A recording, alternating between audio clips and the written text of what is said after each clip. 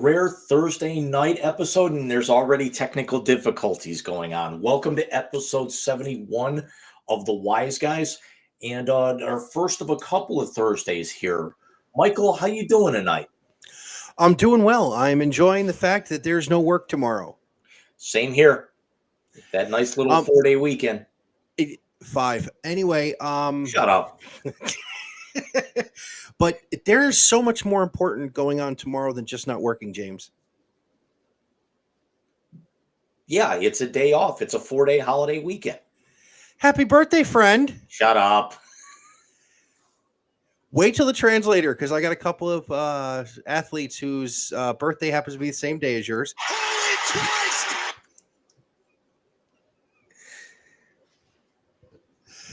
Oh, and you'll love one of them. You will adore one of them as much as I adore the one of them as well. Do you like what I've done to your name tonight?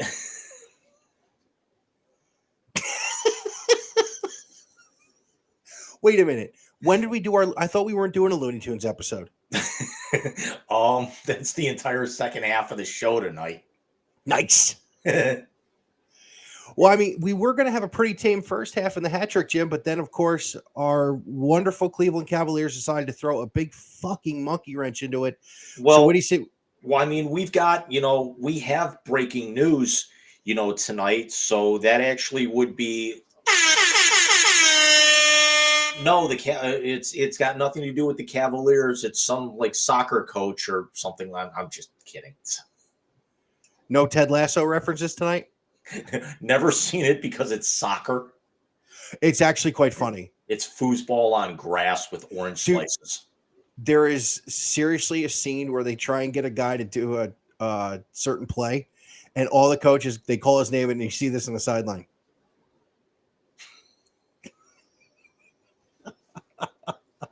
And it's Sudeikis. I mean, come on, man. It's Sudeikis. Oh, what was I watching? Who is he married to? He was married to the chick from House. I just saw something. Olivia something. Olivia Wilde. Olivia Wilde. Yeah, I saw this thing where they're not married anymore, but it was like it showed up in my YouTube shorts, and it was like about. I think she was on Stern or something asking about Sudeikis. And I'm like, that's highly, highly entertaining. Yes, the Stern thing is highly entertaining. The fact that he had her serve with the divorce papers while she was on stage talking about a movie with the gentleman with which she cheated on him with, epic. It's about as good as CM Punk being served with his termination papers at his wedding. Wow. Yeah, when he got fired from WWE 7 years ago. That's cruel, unusual, and sounds a lot like what Vince would do, that scumbag. Yeah, but when you walk out on a multi-billion-dollar company like that, I'm not going to feel sorry for you. Me neither. Plus, it's CM Punk. He's a prick. Who cares? Yep.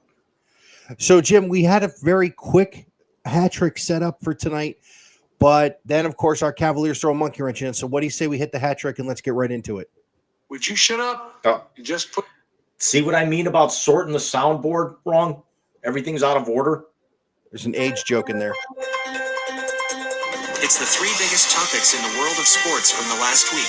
Get ready for the Wise Guys hat trick. I'm sorry. I'm going to be like Sidney Dean, and I'm just going to leave this here for a little while.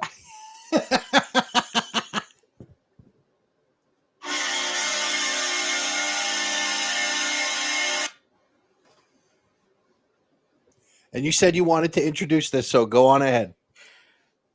Surprising to some, disappointed to about half of that amount.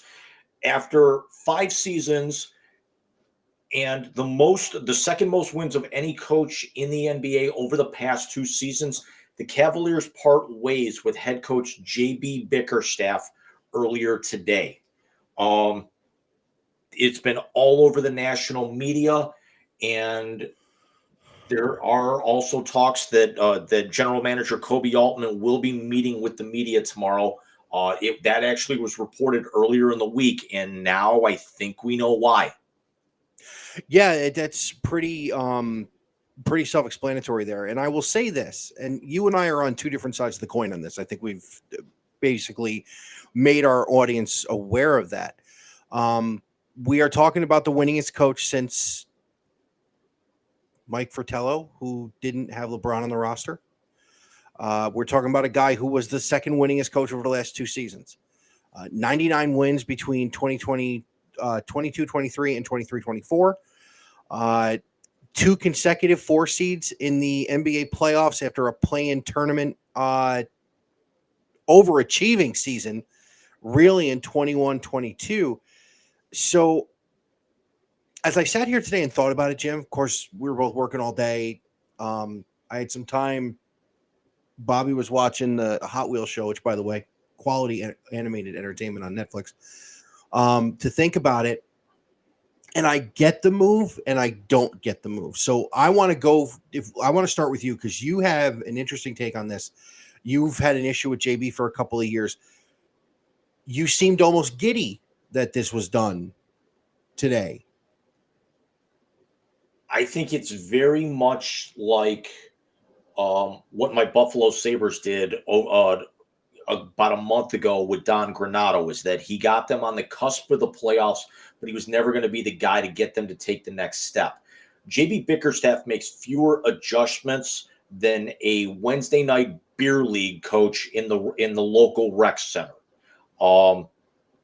It was obvious that this is a Donovan Mitchell type move, that they're going to do whatever they can to acquiesce to Donovan Mitchell, because it's obvious that Donovan and JB did not gel.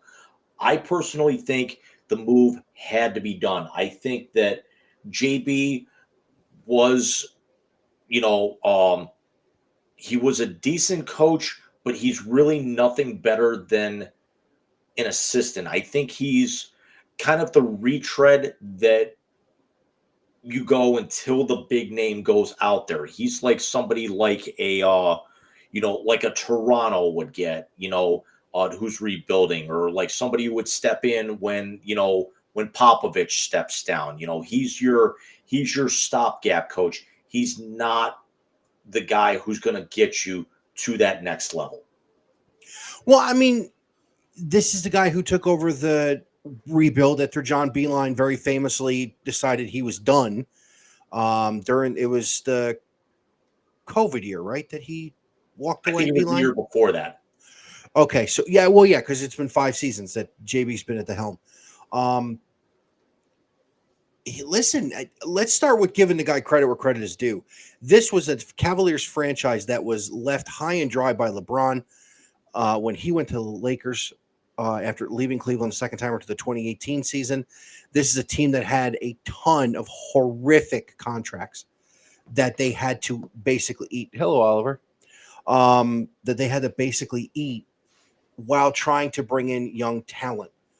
You started around Colin Sexton. You then bring in Darius Garland, Okoro, the trades for Jared Allen, and bringing in Evan Mobley. Listen, he did a damn good job. And you're right. He's probably not the guy to get them over the hump and get them higher. But again, there are a lot of results you can't argue with. The win-loss record, you're talking about how many Cavaliers coaches really have been over 500 in their tenure? Ty Lue. And so I can probably name off the top of my head. Lenny Wilkins, Mike Fratello, Mike Brown, and Ty Lue. And David Blatt. Are really the only coaches I think that have been over 500 for a franchise that, quite honestly, was shambles for the first 5 to 10 years it was in existence. Yeah. And then went back into shambles when it lost its generational player in 2010.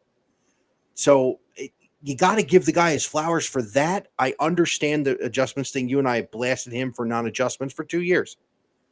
And really 3 when you think about the play-in year. Yes. But the question now becomes, it's the same one we talked about when we were talking about, is Ryan Day going to get fired? It's the same one we were talking about with Stefanski. Is Stefanski going to get fired? Who do you bring in to take this team to the next level? And the list that they have out there, Jim, it's not impressive. If you're looking for proven guys, I know you mentioned Luke Walton last week or the week before. I disagree. I don't think Luke Walton's the answer for this team either. It's a stopgap at this point. But there's two things that I actually heard on Cleveland radio on a couple of hours within the hour of this breaking, because this came down at about 9:30, and I didn't actually find out until about a little after 10 a.m. So it was already fresh. So I didn't actually get like the breaking news, cutting in from coverage and everything. But is it any wonder that this team actually played better when your two on ball, scoring guards were not on the floor at the same time, or even more so when one of them was not even in the lineup that night? No, they definitely have a Darius Garland, Donovan Mitchell issue. And it's not a terrible issue to have. I think you can maximize them both. And we've seen them maximize them both in the last two seasons. I don't think they get to be the 4 seed either year if they didn't maximize them both for the majority of a season. Has the playoffs been an issue? Oh, absolutely. Absolutely. The exit to the Knicks was horrific. The fact that it took them 7 games to get past Orlando was upsetting. And really, I'm going to say this, and you can disagree with me, a Celtics series that was very winnable for this team. To not get it done it's not acceptable if you want to build a championship contender, especially if you got to keep your super max player happy. Because that's the issue, is that Darius wants to be a super max, but he's nothing more than a max out. And if it comes down to Darius versus Donovan, they're going to side with Donovan every day of the week. I think the analogy I heard is that he wants to play. They wanted him to settle in as Robin, but he wants to play like Batman, but he's never going to be Batman. It's very Red Hood Batman-like. One wants to kill. Quite honestly, he's a lot more Nightwing than Robin. Which is Robin grown up. He's the afterthought. He's Plastic Man. There's some truth to that. Yep. I'm a little more impressed that I went with so many DC references in one conversation because I am a Marvel guy. I think the other analogy I could put is that he wanted to be John Diggle, and he was playing like John Diggle, but wanted to be Oliver Queen. Yes. Well done. Quality Arrowverse reference. God, I miss those shows sometimes. Never watched a single one. Arrow, I loved throughout, even though I came in late. The Flash kind of lost me in later years. I was always kind of big on Supergirl, but God, that Arrow was just so damn good. I've heard it was. I'm just very, very Marvel loyal, personally. So let's talk about who the hire is, Jim. And there's a name out there I want to run by you, and that's former championship head coach Frank Vogel. I would like the opportunity with Frank Vogel. And here's why I say that. Frank Vogel took that Lakers team in the bubble and won a championship with LeBron, with Anthony Davis. I almost said KD. God, dude, I need a nap. Well, truth be told, I had one. He's an interesting one. You know who else comes up to mind? And it's because of where I used to live at the time. A Lawrence Frank type coach who guided those Nets teams to back-to-back finals in the early 2000s. A coach like that who can, that was a very guard-driven team as well. Jason Kidd. They had a young Richard Jefferson on that team. Vogel's a nice hire, but I don't know if he's going to want to come to Cleveland. Well, according to Adrian Wojnarowski, the name that's floating around is Kenny Atkinson, who is Steve Kerr's lead assistant in Golden State and was a former head coach with the Nets. I know the name. You want to talk about a guy who's worked around a team that's built around two guards. That's a pretty good guy to bring in. Well, the interesting thing about Atkinson is that it actually says here, Atkinson, who will turn 57 on June 2nd, received lots of praise for the job he did with the Nets, developing several young players, including current Cavaliers Karis LeVert and Jared Allen, while turning Brooklyn into a playoff team. He's known as an offensive coach, having worked under both Mike D'Antoni and Budenholzer, and possibly bring more organization to that side of the ball for the Cavs. It would be interesting, but here's also the other thing that you have to think of. Two of the two guys that they just mentioned, Karis LeVert and Jared Allen, could very possibly not be a part of this ball club next year. Yes, that's very true. Here's the other part of this that I think is lost in all this and what has become a very offensive-minded league. The Cavs could play D. And I think if you bring in Kenny Atkinson, the one guy I think you cannot trade that's not get rid of that's not Donovan Mitchell is Isaac Okoro. You need someone who can shut down the other team's best player. And I just think that a Kenny Atkinson type coach is going to be like, yeah, let's move on from him. He doesn't score enough points. I think there are 4 players in this roster who are untouchable. Donovan Mitchell, Evan Mobley, Isaac Okoro, and believe it or not, Max Strus. Yes, I was just going to say those 4 players are absolutely cannot be discussed as moving on. I'm coming over to the dark side of maybe moving on from Darius Garland, but in that sense, you need to find yourself a point guard who is able to distribute the ball and play defense at that point in time. I would much rather have have Karis LeVert on the roster than I would Darius Garland.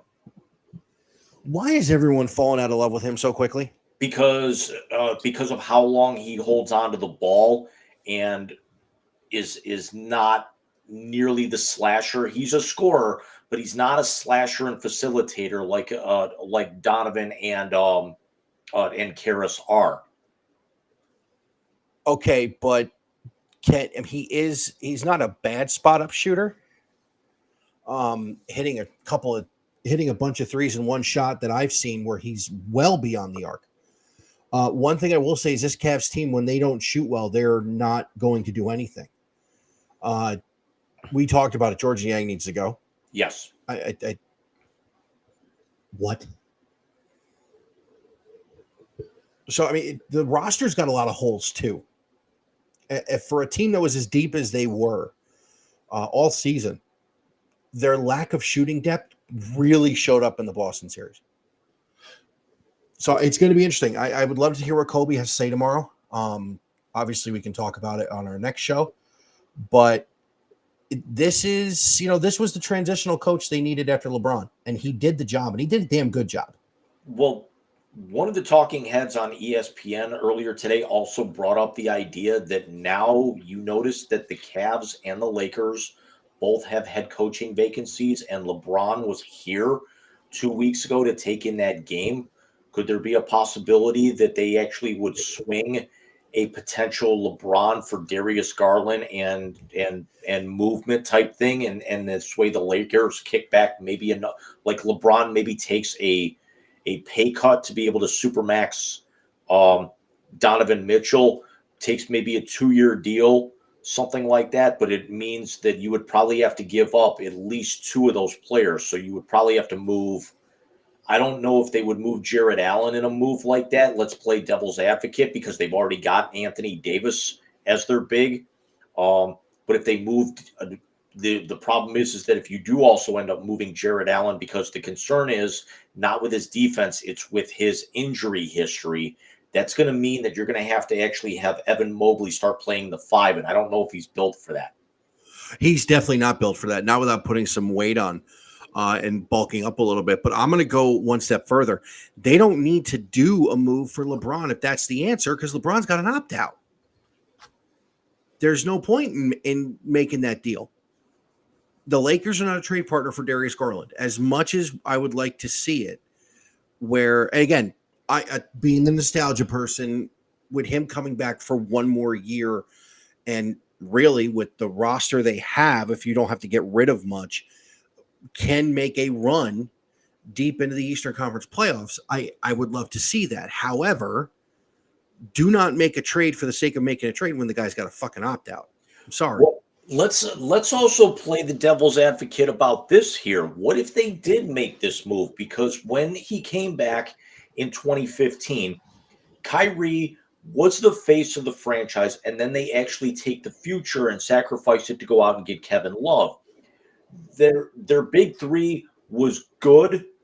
It was very good, but Kyrie never really took that next step to superstardom. And Kevin was a star and just kind of, I don't want to say plateaued, but for lack of a better term, I will. Evan Mobley is an all-star. Evan Mobley is one of the best. He's finished in the top 5 in Defensive Player of the Year the last 2 years. Donovan Mitchell is one of the 5 best guards in basketball. If LeBron did come back, and we would love to get Patrick on to talk about this potentially, once free agency opens. If LeBron comes back, LeBron is still, even at 40 years old, an all-world player, even though his injury history, and there's a lot of mileage on there, he's still going to command your best defender every night, which actually would end up freeing up Donovan, or you're not going to be able to put your best defender on either one of those because either one of them can still handle the ball and facilitate the offense. And then you've got, you have Strus, you have potentially LeVert. If you don't have to give up Jared Allen, how much better would that look as well? And then you're taking Garland out of the equation, who does not facilitate the ball at all and runs most of your shot clock out. And I got to say, with a new coach that LeBron likely would not have his hand in, if they actually go out and they get their coach, even just after the playoffs end, and he's not here yet, it would be very intriguing as to where this team is next summer. Let me say this about that. If he comes back, there has to be an understanding this is not 2015. You are not in your prime. You are now 10. We are almost 10 years removed from the letter, Jim. That's how crazy this is. But here's an interesting thought. When the Lakers won the title in the bubble, what position did LeBron play? 2 guard.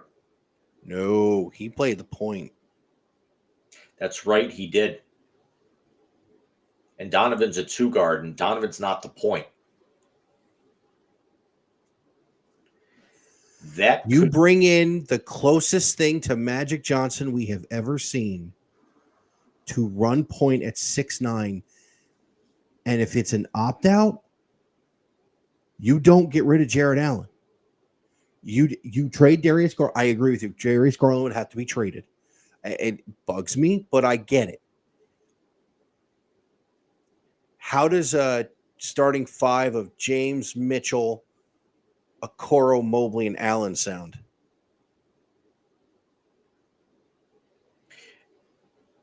Extremely interesting, but I think one of the few things that Bickerstaff did that I liked was keeping Okoro on the bench to start the game and rotate him in. James, Mitchell, Strus, Mobley, Allen. I like that one a little bit better. Have LeBron play the 3, and then you would move Mitchell to the. LeBron plays the 1. Strus plays the 3. And because you got outside and inside all over the place. You really do. You got 5 guys on the floor who, outside of Allen, would be able to shoot the 3 as well. Exactly. I mean, and this is all speculation, obviously, unless we find out that he is definitely going to come back. I'm not sold on it, only because the Lakers have promised to draft Bronny, which is, not for nothing. We've only seen it once because neither one of us were alive when Gordie Howe and his kids did it. We've only seen it once. We saw it with the Griffies. Yeah. And it was pretty damn cool. But to be able to kind of put a nail in this, this thing with Bickerstaff, I think it's the move when it comes right down to it. For this team to be able to get where they were, it's somebody had to be broken off. It's a lot easier to dump the coach because let's also be honest though, if they're in the same position, whoever they bring in, because they're going to probably end up getting. I don't know if Kenny Atkinson is very intriguing, but I think they're going to go for the glossy hire here. I think they're going to go out and they're going to get somebody who's going to make a little bit of noise because of the potential of where this team is, and maybe shop Darius Garland to be able to get extra pieces. Kind of do what you did with the Sexton trade. You're going to have to subtract a major piece, but you're going to be able to bring in other guys that you can kind of moneyball it and fill it, recreate them in the aggregate. And whether or not LeBron is a part of that, remains to be seen. But I think moving on from Bickerstaff had to be done because you are not going to run this thing back with the same coach and then maybe change up one of the core four with the lack of adjustments he made and game planning, and also especially as much as he stuck to certain guys in the lineup, namely George Niang. No, and I'm with you. I'm with you. The more I thought about it today,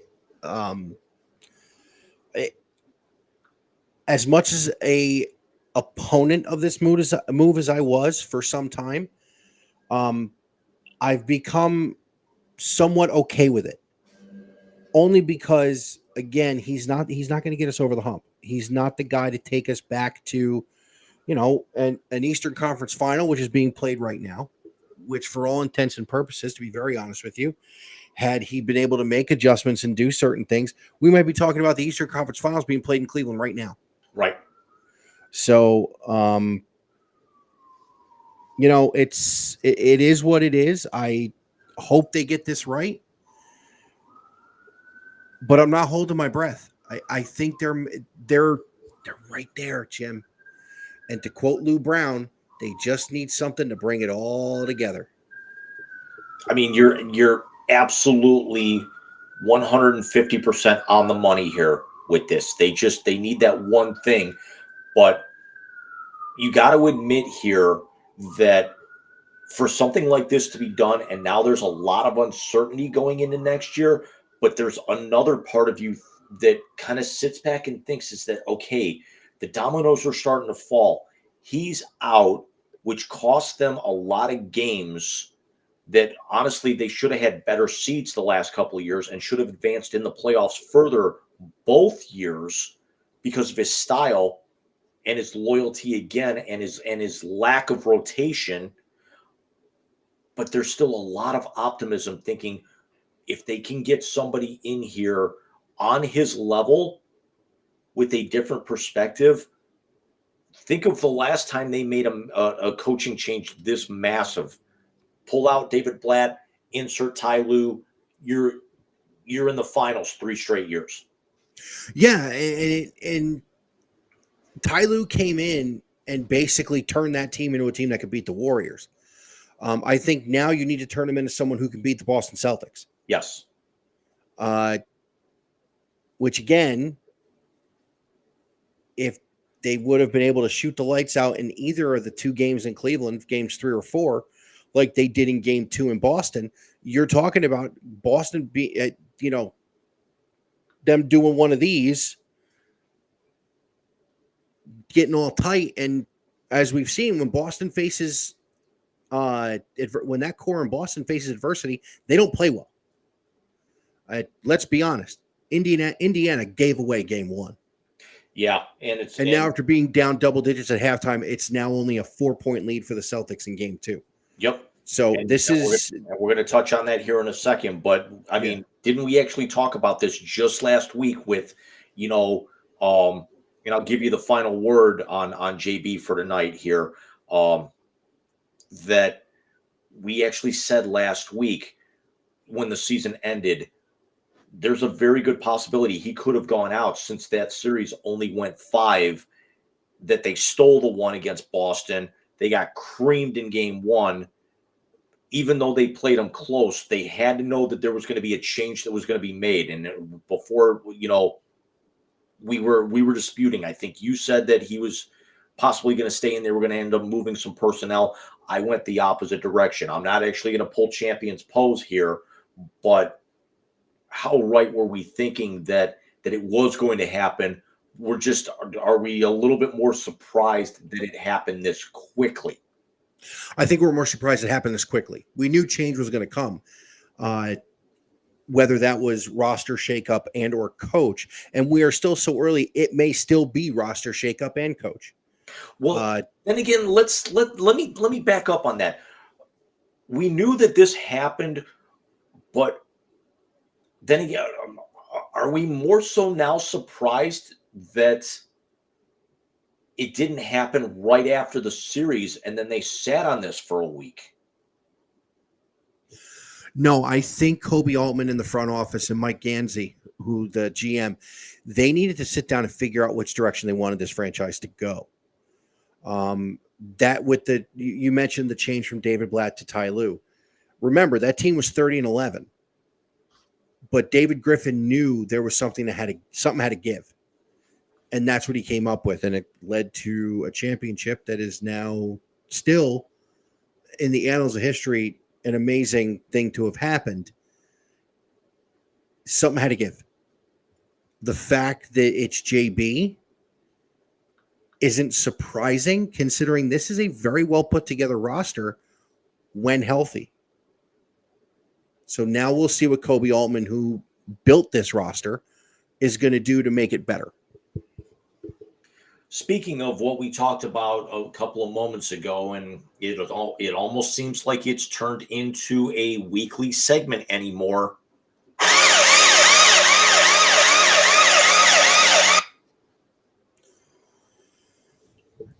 It's 2-0 Edmonton, by the way. In game one, yeah. Yep. So we have Boston, Indiana in the Eastern Conference. Dallas with a big win last night. Man, Kyrie and Luka looked good last night, dude. I'll tell you, Kyrie, for the fact that he did not want to play Robin to LeBron for all those years, or, Oh, you mean two? Or in Boston, or KD has no problem taking that point with Luka, and it's working for them. Well, I also think that's the owner. I honestly think Mark Cuban, before he sold the majority of the team, just basically sat down and said, dude, do you see what you have here? Don't be fucking stupid. Don't be stupid. Don't be stupid again. Yeah. That 5-letter word at the end was a big one.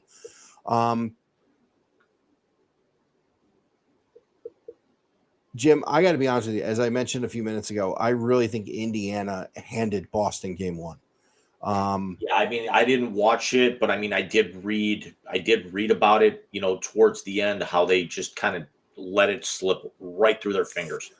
Yeah, they're down 7 right now. 75-68 Boston. I think 3 minutes and change left in the third quarter in the Garden. So I think the Eastern Conference Final is going to be a knockdown dragout. Indiana plays at home so much better than they do on the road. And a lot of people have said, including Austin Rivers, who had a great line about McAfee, which I'll get to later on. He basically said, listen, Indiana can play. This is a matchup nightmare for Boston when they're clicking, and they seem to be clicking the first 2 games. Dallas and Minnesota is going to be epic. Because I think Minnesota is the kind of team that's talented enough to come back and blow the doors off of Dallas, but I don't think that's going to be possible right now with just as well as they're playing. Both of those. Yeah, that two-headed monster that Dallas has going right now is playing the best basketball of a tandem I've seen in a while. You can actually make an argument that Dallas and Minnesota are easily the 2 strongest teams left in the playoffs, regardless of what Boston has done. And taking the homerism for the Cavs, by the wayside there, with the competition that they've actually had to play, and the fact of what they've been able to do, recently. I this that for me, the winner of the West, I think, has a very legitimate shot of knocking off the Celtics. I agree. I wholeheartedly agree. I think Ant is a matchup nightmare for anybody. And Kyrie Irving, this is going to sound fucked up, but Kyrie Irving knows how to destroy the Celtics. Sorry, not sorry. Whether he's playing for them or For against them or against them. Oh, God. Ding, ding. Let's go over to your sport a little bit. I want to talk about game one, Rangers and Panthers. And Matty Tkachuk basically imposed his will on Madison Square Garden the other night. Phenomenal. 3-0. They shut them out. And that's the first time in the playoffs. I watched a condensed game. That's the first time I've seen the Rangers look like they were not the better team. You know, and it's just as dangerous as everyone thought that, even Florida being the road team here in this was going to steal a game in the Garden, and just Bobrovsky, 24 saves with the shutout, Matty Tkachuk and Carter Verhaeghe both with a goal and an assist. I think this one's going 7, Jim. I think the Rangers are too good not to come back and win game 2. And then the Rangers are going to steal one in Florida. So you're looking at being 2-2 after 4. And then what was that? I think there's no doubt about this. I don't know if it's going to go 7, but I definitely know that the Rangers are going to get one down in Sunrise sometime early next week. Agreed. And if it goes 7, ask Marty Brodeur and the Vancouver Canucks what kind of was it Vancouver or Ottawa that year? In 94, Vancouver. That was Kirk McLean and Pavel Bure in them. That's right. Ask those boys how to play a game 7 in the Garden. It's not something you do very easily. Win a game 7 in Madison Square Garden. Yeah, but we've seen stranger things happen. Who would have seen that Edmonton would have rolled into Vancouver, gone up 3-0 in the first period, and had to hold on in game 7 against those guys? Agreed. And I didn't think they were going to be up 2-0 on Dallas this early either. I mean, it's now 2-1. Dallas just got one back, but did they? This is something. What if Edmonton goes into American Airlines and steals one and swipes the home ice away, where you got a chance for them to represent the Western Conference, to bring the cup to Canada for the first time, since 93,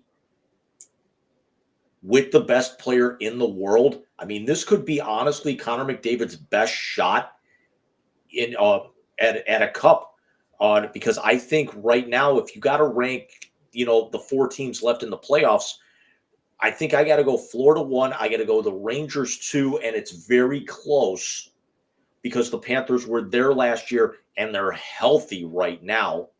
Yeah. Whereas they were banged up going into that final against Vegas. I got to go Edmonton 3, and I got to go Dallas 4, and yet Dallas had the better record. Yeah, no, 82 game records. There's a lot of things that can happen in there. I will say this.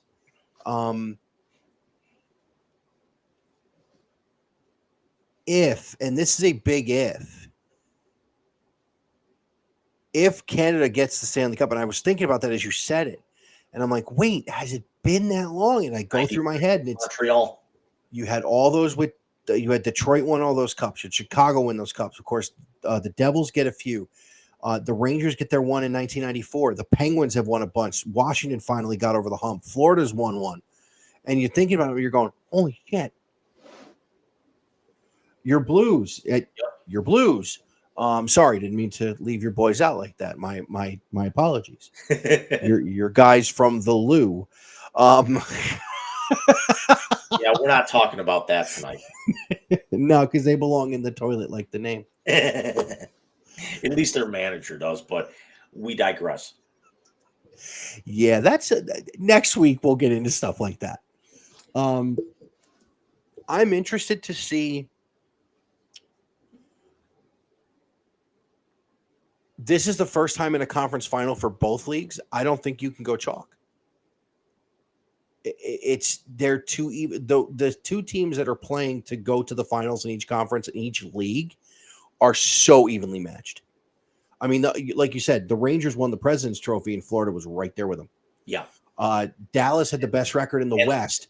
And let's also remember, the Panthers won the President's Trophy 2 years ago, backed into the playoffs last year with basically the same roster. So the Panthers, won the President's Trophy, got to the finals last year with basically the same team that could have won the President's Trophy, but they were all busted up. And actually, the Rangers won the President's Trophy, and the Panthers just actually played in a different division because the Atlantic Division was so much better than the Metropolitan. It was, so much weaker than the Metropolitan Division just because of the Boston Bruins. Yeah. Going to the West, Dallas had a phenomenal season, but you have the best player in the game in Edmonton. And yet what's funny is Dallas had such a great regular season and won that division and finished with the best record in the West. But not a whole lot of people talk about him outside of, realistically, Jamie Benn, who's been there 900 years, and Jake Ottinger, who basically just shows up during the playoffs whenever he wants to. He's basically now this generation's Marc-Andre Fleury. Yes. You and the names, man. I'm still very impressed that you remembered Kirk McLean, and I'm kind of pissed I didn't. My cousin sent me a thing about that Rangers team the other day because it's been 30 years. I hated the Rangers, but they still had one of the greatest names in hockey history, and his name's on the cup, Jeff Bukaboom. Jeff Book, NHL 94 on the Genesis. Everybody played it. It was the best game the Genesis ever did, sports-wise. I actually changed my front line to be Messier, Gartner, and Bukaboom on the left. Dude, I used to light my cousin up like the physicality alone. That was good. Yeah. I used to light my cousin up like a candle. And that was more so with his time with the Leafs than the Rangers. Yeah. Asa Tikkanen was another one who was on that 94 team. Of course, Howie Rose's favorite, injury in his life, Mateau. And he called it Mount Vancouver, which I thought was great. Too. Adam Graves, yep. Adam Graves was on that team. Brian Leetch, of course, wins the Conn Smythe that year. Which is, even now, it's so rare for a defenseman to win that thing, That's how good Brian Leetch was in that 94 playoffs. The leading, let's actually, while we still got a couple of minutes left, if you were to go down their rosters right now, you got to figure, for me, I got to think it would be Jake Ottinger if Dallas wins it. I got to think, you got to put Connor McDavid, or it's either going to be McDavid or Draisaitl if Edmonton wins it. Yep, and here's the thing. I think it's going to be Connor McDavid. Listen, the Conn Smythe has turned into the Super Bowl MVP. It goes to the best player on that team, whether they were the reason they won it or not. Who was Crosby's running mate when they won those? Yeah, Malkin outplayed Crosby in most of those years, but Crosby won the Conn Smythe. Yeah. Jacob Trouba's going to win the Conn Smythe if the Rangers win it. And if it's not him, it's the goalie. Yeah, when the Caps won in 18, it was Ovechkin. When my Blues won in 19, it was Ryan O'Reilly.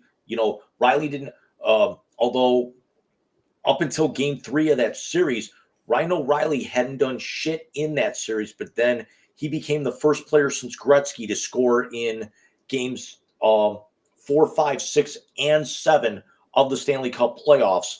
Ended up being the leading goal scorer in the playoffs and puts his name on the Conn Smythe. So yeah, it's sometimes it's the hottest player, sometimes it's the best player. But yeah, I completely agree. And to think about that, remember, Mike Richter had to go through Van Beesbrook, Marty Brodeur, and Kirk McLean to win the cup. And he wasn't the Conn Smythe winner. That's how good Brian Leetch was in those playoffs. Yeah. If nothing more, remember when Messier guaranteed they would win Game 6 in Jersey, they didn't allow a shorthanded goal, I don't think, in that series with Jersey. I'd have to go back and double check, but yeah, you're pretty close because I know Marty's got at least a Conn Smythe. Jonathan Quick had a Conn Smythe with the Kings in 12. I can't remember if it was Kopitar or Drew Doughty who won it in 14 when they beat the Rangers. Because they beat Chicago the first time. Not Chicago. They beat the Devils in 12. I remember 14 because that was also the night I remember watching. That was the Evan Rodriguez overtime winner in game 5. And that was also, I think, the night that I met Kevin Pollak. It was. I got to go back and look at that, but it might have been. Because it would have been Henrik Lundqvist had the Rangers won that series. Right. Because he was just unreal that postseason run. I mean, you can make an argument going either way with the Panthers. I mean, they've got 3 potential targets there. They've got Matty Tkachuk. You got to think, but you also may have to think with the way that he shows up in key moments with his overtime winners in his late third games. Carter Verhaeghe could be in the conversation, and Bobrovsky is, and he's been phenomenal too. You throw a shutout in game 1 in the Garden, come on. That's a phenomenal performance. For the Rangers, I got to think it's either going to be Chris Kreider or Igor Shesterkin. Let's see what Trouba does the rest of this series. I don't know if Trouba really, with his defensive prowess, is going to be enough to put his name on there, even though he is the captain right now. But I think Shesterkin's got to. Let's see what he does in game 2 tomorrow night. But I think I read somewhere that Chris Kreider is closing in on the Rangers' all-time postseason goals record. I think you're right. I mean, I keep forgetting how long Kreider's been there. Yeah. Considering all the great players that have come through there in the last 15 years, especially in the playoffs. Rick Nash, Ryan McDonough. I mean, the Rangers for a lot of years were basically the retreads of guys who actually had playoff success elsewhere or just couldn't get it done when they did. What was it? Somebody asked Lundqvist his favorite moment in his career, and he was talking about his rookie year when Jágr won the scoring title as a member of the Rangers. Mm-hmm. So, yeah, the Rangers were a bunch of retreads for a long time. Now they've developed. I mean, you can't knock them for the way they developed these guys. Where was Kreider before he was with the Rangers? Oh, I want to say was it Tampa? That sounds about right.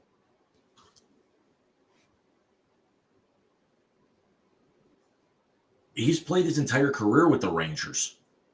Okay. He's the longest tenured player in the Rangers organization and holds the record for most Stanley Cup goals Stanley Cup playoff goals before playing his first wait, that's not right. This doesn't read correctly. Kreider is the longest tenured player in the Rangers organization and holds the NHL record for most Stanley Cup playoff goals before playing his first NHL. Oh, he scored 5 goals in the playoffs before, because he got called up as a rookie before he scored his first NHL regular season game. In 2022, he became the 4th Ranger to score 50 goals in a season. Okay, yeah, I just looked that up. That's right. I forgot he was called up for the playoffs. Yeah. And went off. So, listen, we're going to have 4 good series. I really believe that. It looks like Boston's pulling away a little bit, so we may have 2-0 going back to Indiana. Did you see the proclamation that the governor of Minnesota did for the Timberwolves being in the conference finals? I did not. If you look at the letters down on the proclamation, it spells out "bring your ass." That was great, by the way. Because that can be taken so many different ways. Well, did you hear where they got it from? Chuck was interviewing Ant after they beat Denver. And he goes, I haven't been to Minnesota in 20 years, and Ant without no provocation. Bring your ass. That I saw. So the proclamation said, bring your ass. And as you read down in the first letters, That's terrible. Speaking of Chuck, that's terrible. yeah. Speaking of Chuck, we need to address something in the blast. We got another thing here, but we need to address something pretty hardcore in the blast, which will obviously I'll bring that one up when we get there. But what do you say we hit to the third point of the hat trick tonight? And this one will actually be a bit of a short one tonight. Well, the first two were pretty friggin' long. Yeah.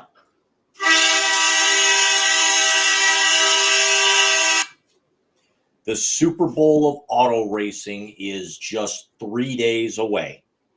And I apologize. I have not read the sports note. I really didn't have a lunch today.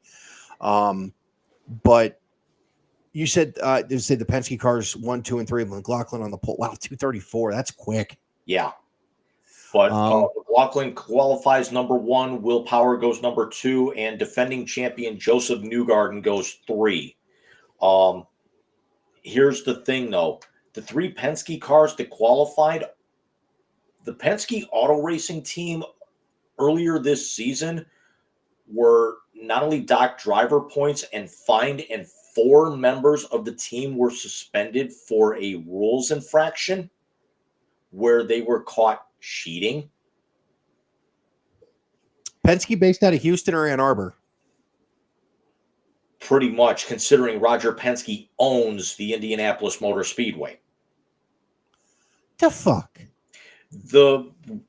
Basically, for those of you who don't know the story or don't keep up with auto racing as much, and I can understand because Formula One has really kind of developed dramatically in popularity in recent years. There's a lot more people that follow Formula One in this country than do NASCAR half the time anymore. Not in my neck of the woods. Yeah, it's because you're in the left turn capital of the world. They're making a left turn. I didn't think about it until I said it. So what happened was towards the right at the start of the year, the Penske cars were actually testing a new chassis that's going to be used on IndyCar vehicles for the 2025 season. They've been using the same Lola chassis since I want to say 2003. And I have to take a very quick moment of silence on this because the driver who was responsible for testing those cars was the late Dan Weldon. Oh. And Dan Weldon, unfortunately, was tragically killed in the final race of that season and never got to drive the car, which debuted the following spring.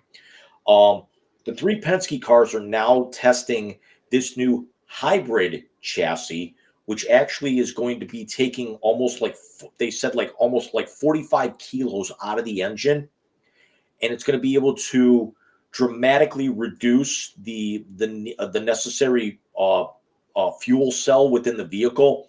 If anybody watches Formula One, when they have pit stops, their stops only last at most 2 seconds because you've got 10 or 12 guys jumping out really just to change out the tires, and they don't put fuel in those vehicles.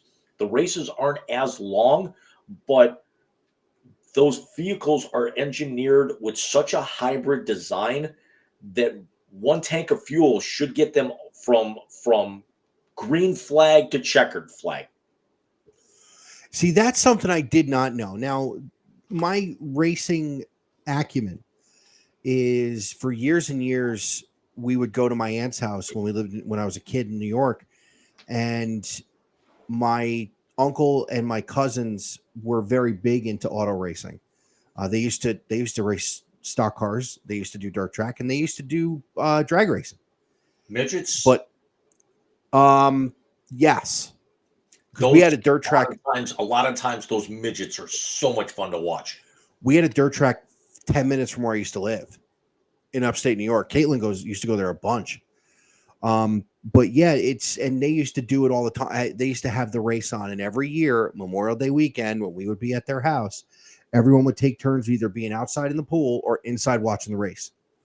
I remember Bobby Ray Hall winning an Indianapolis 500 when I was at their house. Yep. I remember Ohio's Tony own Bobby Stewart. Rahal. Huh? Ohio's own Bobby Rahal.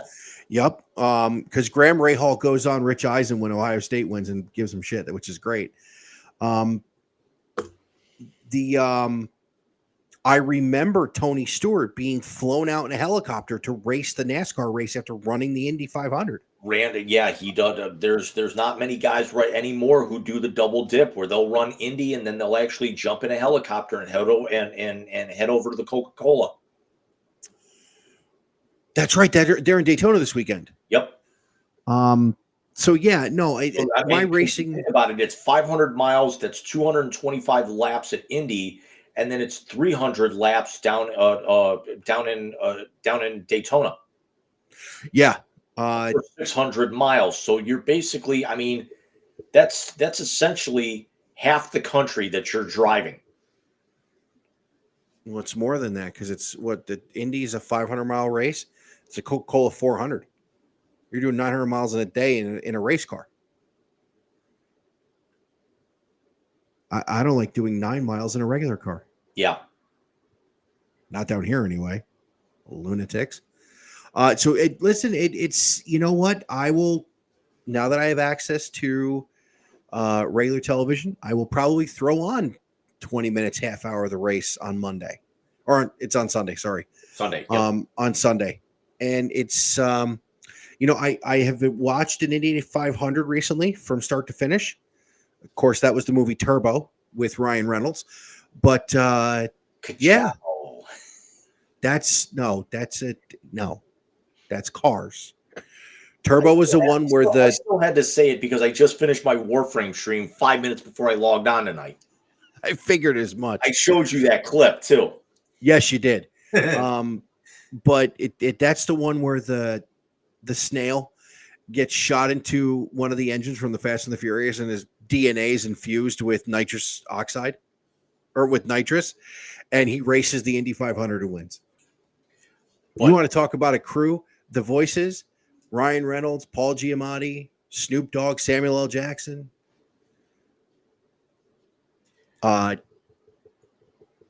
Who's the guy? Oh, we played the cook in Waiting. Puerto Rican guy. No, okay. I was going to say Dane Cook. Dane Cook wasn't in Waiting. Yeah, he was. Ryan Reynolds was in Waiting. You're thinking of the one at the Sam's Club store. No, Dane Cook was in it for about. He had a very, very small part. He did play a cook. You're right. Yep. Chi McBride. No. That Luis Guzman. Luis Guzman.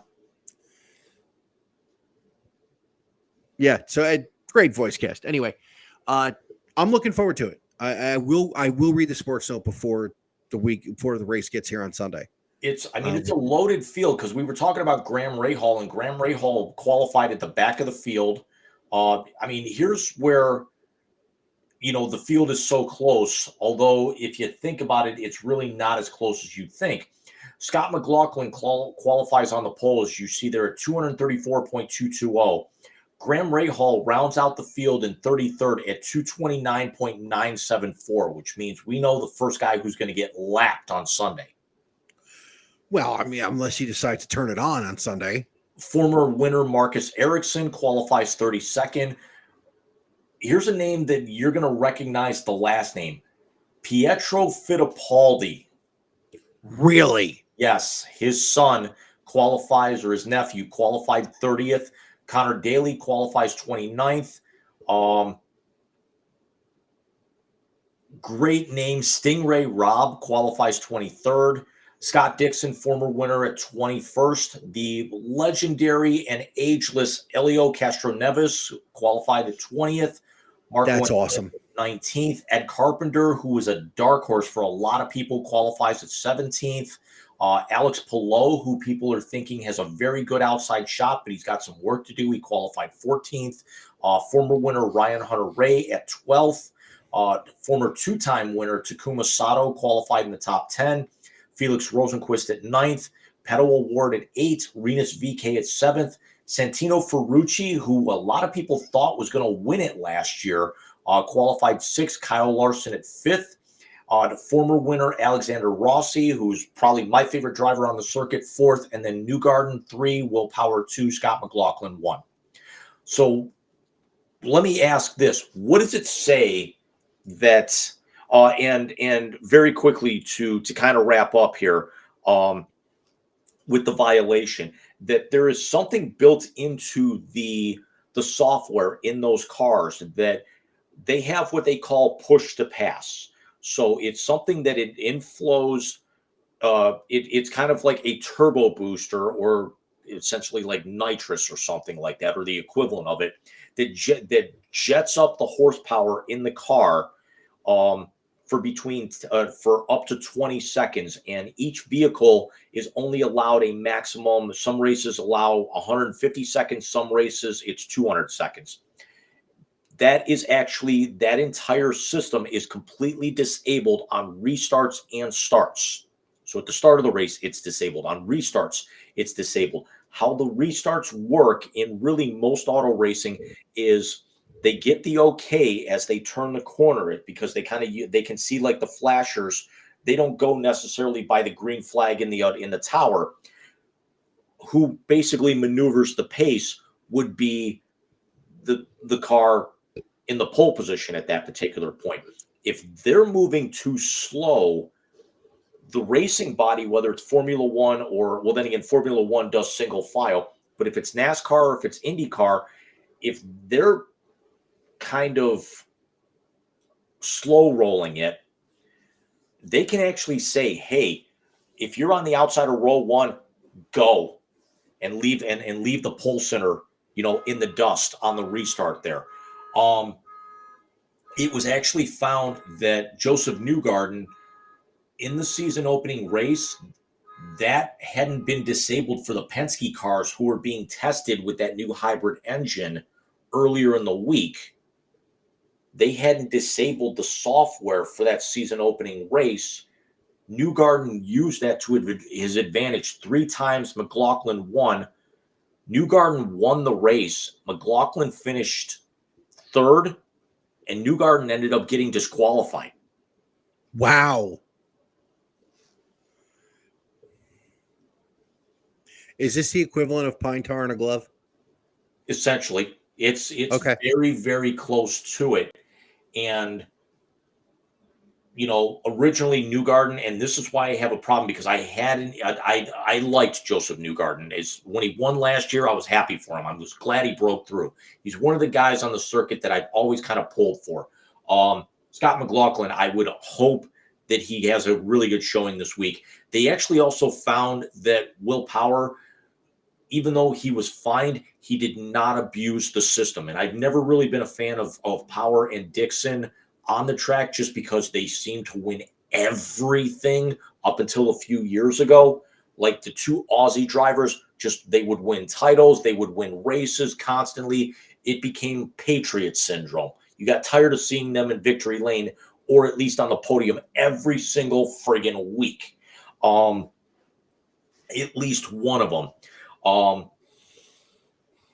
Newgarden said that he didn't know that it was a violation, and then just flat out admitted, a couple of days later afterwards, that, yeah, he used it. They didn't disable it. He was going to use it. So he kind of admitted it.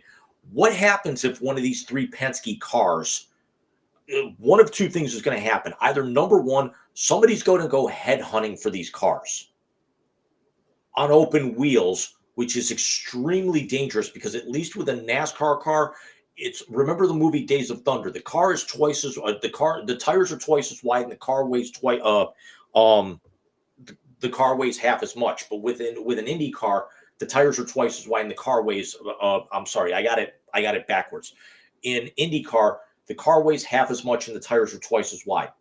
In NASCAR, the tires are half as wide, and the cars weigh twice as much. Yeah. So if you try to take somebody out in an Indy car, it's just like Formula One, open wheel. Very dangerous situation, because there's not a whole lot of movement in that car. Or what happens if one of these 3 cars win coming off this controversy? Well, I'd hope they fix the issue by now. I mean, And they did disable it, and that's actually they didn't find the issue until the following race, which was actually 6 weeks later with the IndyCar schedule. yeah, so they fixed it. So if one of these guys wins, it's going to be legit. But you could have a Ricky Stenhouse, Kyle Busch thing like the other day, like they had the fight in the pits. Exactly, and Stenhouse ended up, which is funny considering Kyle Busch got to play the victim for a change, considering he's the one who actually leads NASCAR and finds the suspensions the last 10 years. Yeah, he's not a nice person. But yeah, no, it's going to be an interesting race. I think it's going to be a lot of fun. I think you, as always, wrote a very well done article. I will get it read this weekend, just so I can make sure I'm right. And I think I am. Not that happens often, but this is one of those spots where I believe it will. Because you also know the rule, as we actually brought up with Alex last year: don't call, don't write, don't text. If somebody's dead, I'll send a proxy. The phone, actually, I'm going to step it up an extra notch this year. The phone is actually going into do not disturb mode, so you will not be able to get a hold of me anyway. Whatever. It used to be airplane mode. It started off as silent, then it went to airplane, and I'm not taking a chance because every time I put it out there, somebody's got to be a wise ass and try and get a hold of me. I would never. Not you, my father. Oh, well, I mean, it's shit. Source material. Yeah, I mean, I can understand if it's Frank or Adam if we're getting together for AEW later on that night. But by the way, AEW closed Dynamite last night, and it's weird actually saying last night.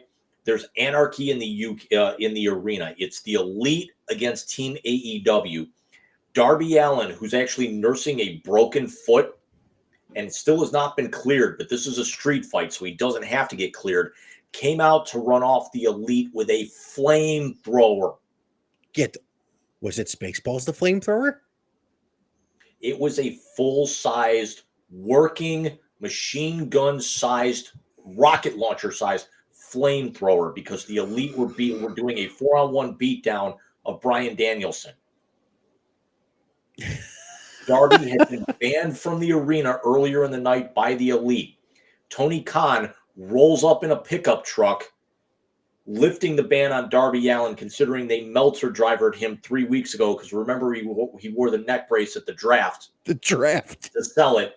And fist bumps Darby, who gets out of the back seat with a fucking flamethrower. I'm going to show you this, after we go off the air tonight. That's amazing. That is amazing. So what do you say at an hour and 8 we hit halftime and we come back to the blast with the one big topic, and then of course our Memorial Day free-for-all and the special edition of the Wisey Translator. We'll see you guys in a few minutes. See you in a few.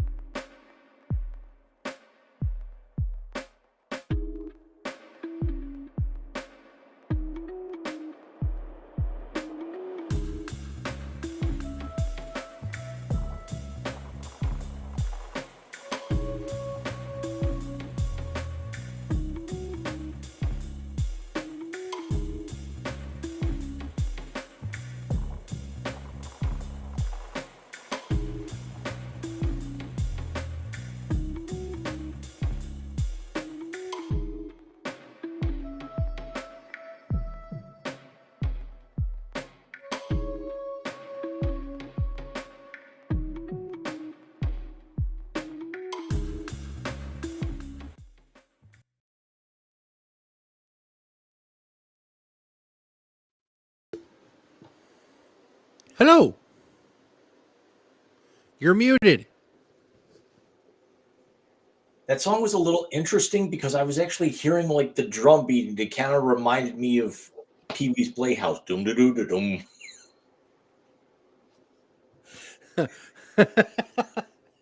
What character did Lawrence Fishburne play? Cowboy Curtis. That's right. How far we've come. Yeah, to think that From was Cowboy- Morpheus. From Cowboy Curtis to Morpheus to King of the Bowery to Doc Rivers. Dude, what did Doc Rivers step in? I'm going to coach and win a championship with those three idiots. I'm going to coach the Clippers and have a movie made where Lawrence Fishburne plays me. And now I get Giannis. What the fuck, man? Some guys have all the luck. So we had mentioned in the blast, we were originally going to do just a free-for-all with it being the holiday weekend. It seems that every time we come to Memorial Day, Jim and I do a show. Last year, of course, was the first ever roast of JC Blue Note, as his birthday is tomorrow. But we got a heavy topic to talk about in the blast, Jim.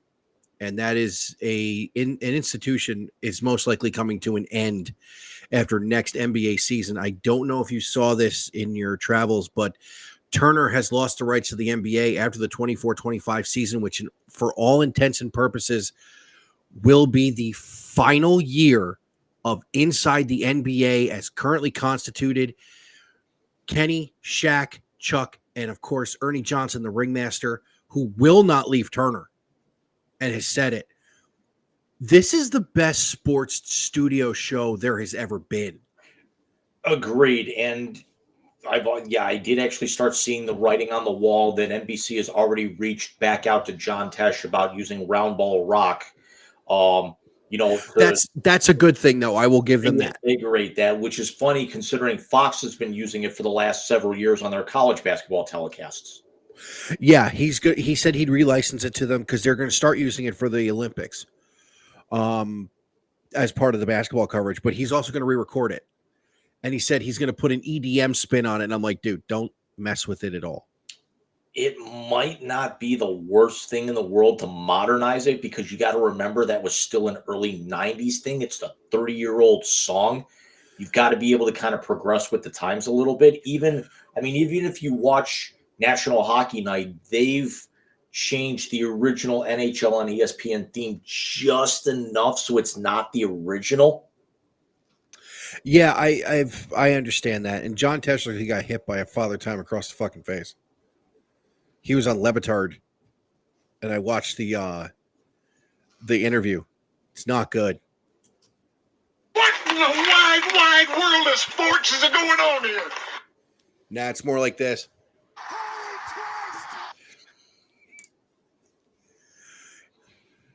Was it Connie Selica he was married to for years? Yes. I knew who it was. Not so much so much the fact that you remember that, but Connie Selica was just like, you didn't watch what she was on because she was mostly on soap operas, but you loved every time that you because she was just so stunningly pretty. Agreed. And we all asked the same question. How did John Tesh pull that? The same way that Lyle Lovett pulled Julia Roberts. I knew you were going to fucking go there. We don't know how that happened. Someone lost a bet somewhere. And this was before Bet365 and FanDuel.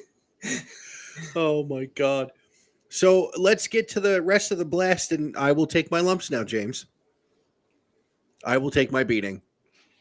Oh, do you mean...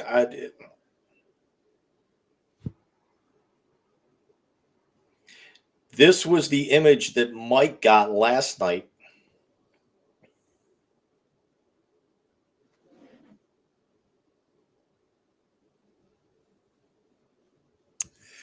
And that is because the Cleveland Guardians swept the hapless. And I don't know what the hell is going on. New York Mets 3 straight. Yeah. Realistically, though, if you think about it, 3 very good contested games and had to come back in 2 of them. No, yeah, absolutely. Listen, when we talked about the beginning of the season, we did not think the Cardinals were going to be any good. We have been overly wrong. Yeah, I mean, let's break down 3 teams here. We'll save the Phillies for the end, but with this series, the Guardians really kind of proved on their mettle, especially in the last week. They sweep the Twins, they sweep the Mets, they sweep the entire homestand, and then they also ended up splitting with the world champions down in Fort Worth last weekend. And oh yeah, they're on the road right now, and they actually start a 3-game series against the hapless Angels starting tomorrow. Oh yeah, and they are leading the AL Central by a good amount. By the way, they're at 32 seconds from the end. It's 126-106 in Boston. I just opened it up to see what. So it's Boston 2-0, like a lot of people thought it was going to be. Yeah. Look, the Gardos are better than people thought they were going to be. They are hitting at a crazy clip right now. The pitching has come around even with all the injuries, because apparently Blake Lively is now pitching for the Guardians. Did you see that? Ben Lively, yep. Oh, no. Gary Cohen called him Blake Lively on the damn air. Yep, I saw that, but yeah, because Lively, the first couple of outings was very rough and has really kind of settled himself down. They're also they just got Eli. They're getting Eli Morgan back to bolster up the bullpen a little bit. James Karinchak should be available in the next couple of weeks, who hasn't pitched at all this year because of shoulder inflammation coming right out of spring training. So it's actually going. I mean, and Clase has rounded himself into form even after that debacle in the 9th inning on Sunday night. Yeah, no, and that might have been the craziest save opportunity I've seen in years, and yet they contributed the blown save to him for dropping the ball, not the mental mistake that Rocchio had the play before that should have ended the game. I agree, and there's a lot of things that happen that pitchers get tagged with. That's one of them. And then you go to the other side of that coin, what the Mets are doing, and it's been one thing after another. Edwin Diaz had all I can call is a Wilmer Flores type breakdown the other night. Blew a 4-run lead in Miami. They end up losing that game. They dropped 2 or 3 to the Marlins and all 3 to the Guards in this road trip. I mean, this was bad. Nowhere to go but up. So I got that going for me. We talked about it this morning when you called me as I was getting ready for work. They're hitting the cover off the ball when they go deep. Some of the RBIs are there, but where's the batting average? You guys cannot get on base with any regularity. The OBP and the batting average is not there. Again, their big boppers are not hitting for average, but they're hitting for power. Brandon Nimmo is starting to come around, and they're doing all this without Francisco Alvarez. So when they get him back from the torn ligament in the thumb, he's going to be a shot in the arm power-wise. I thought you were Harrison Lindor for a minute, who had a rough series in his first series back to Cleveland in 5 years. I tell you what, defensively, he had a damn good series. He did. He played very well. And let me ask you, let's skip the Phillies for now because neither one of us can fucking stand them. Let's talk about the trade, because the throw-ins are now no longer on the teams they were sent to. Cookie, of course, is back in Cleveland.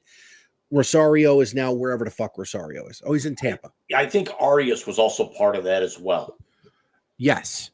But also there's a lot of talk that Arias could be the odd man out there. Yeah. But let's talk about the main pieces. Let's talk about Andres Gimenez and Francisco Lindor, who I had hoped would be the Mets middle infield for years to come, but we needed to send him there. Jim, has there ever been a more even trade in baseball that we've seen recently? When you think about it, Gimenez has turned into what I thought he was going to turn into: perennial all-star, gold/platinum glove caliber defense. All Francisco Lindor has done outside of his first season, which it seems every time a guy gets traded to New York, his first year is shit, and then he comes on. The only shortstop to go 30 and 100 the last 2 years. He is a 30-30 season last year, and for all intents and purposes, got robbed of the Gold Glove. I mean, have we seen a more even trade in recent memory? Talent-wise, no. For the output afterwards, I think it's incredibly lopsided in the Guardians' favor. I disagree. I disagree wholeheartedly. And here's why. They're both playing the same type of defense. They're both playing their game on offense. I mean, Jimenez has been great. What more do you want offensively from Francisco Lindor? Because, by the way, their batting average is 5%, is 5 points different. Jimenez's batting average since he came to Cleveland is 242. Lindor's 237. Well, what I the mean Mets. by that is how have the teams benefited since the trade? I think the Guardians' trajectory has gone up a lot more than the Mets, because the Mets after that still have the highest payroll in baseball and have plateaued and even started declining. Yeah, but that's more about how they develop more than anything else. The Guardians develop pitching like nobody's business. Christian Scott is the first person the Mets have called up since Tyler McGill in 2021 that's been any good in the rotation. They have had to purchase their rotation, and it's been shit. I don't think in this scenario, and only in this part of the scenario, I don't know if you can call it anything but even, because the difference in where the teams are trending is about development of talent, not about the actual output of the two players in question. But partially, how much of that would be the fact that the Mets are not developing somebody at shortstop or second base because of what they're paying Lindor, whereas the Guardians are not paying, Jimenez and Arias nearly that much, even though Jimenez got the got the $100 million contract, afterwards, and is now kind of a focal point because even though he was the main piece coming back, they were hoping that they could get some production. They didn't know that he was going to end up eclipsing, Lindor at that particular point in his first 2 years there. I think what you're forgetting is Jeff McNeil was already a Met. They had no need to develop a second baseman at that point in time. They had Jeff McNeil, who was coming off 2 All-Star appearances and then a batting title in Lindor's second season. Not just a batting title. He won the batting title for all of baseball in 2022. So development as far as a guy up the middle with him, they had the guy up the middle already. Whereas the pitching has been the difference. Could we make an argument with the Guardians right now? Because let's kind of go around the horn here. Naylor has established himself as one of the best power hitting first basemen in all of baseball. Agreed. You've got Arias and Rocchio, who are fantastic defensively and are still trying, and their offensive numbers have not gotten there, but you're not basically paying. It's the whole Vizquel thing, is that you're paying them for their defense, which you cannot argue with, which was why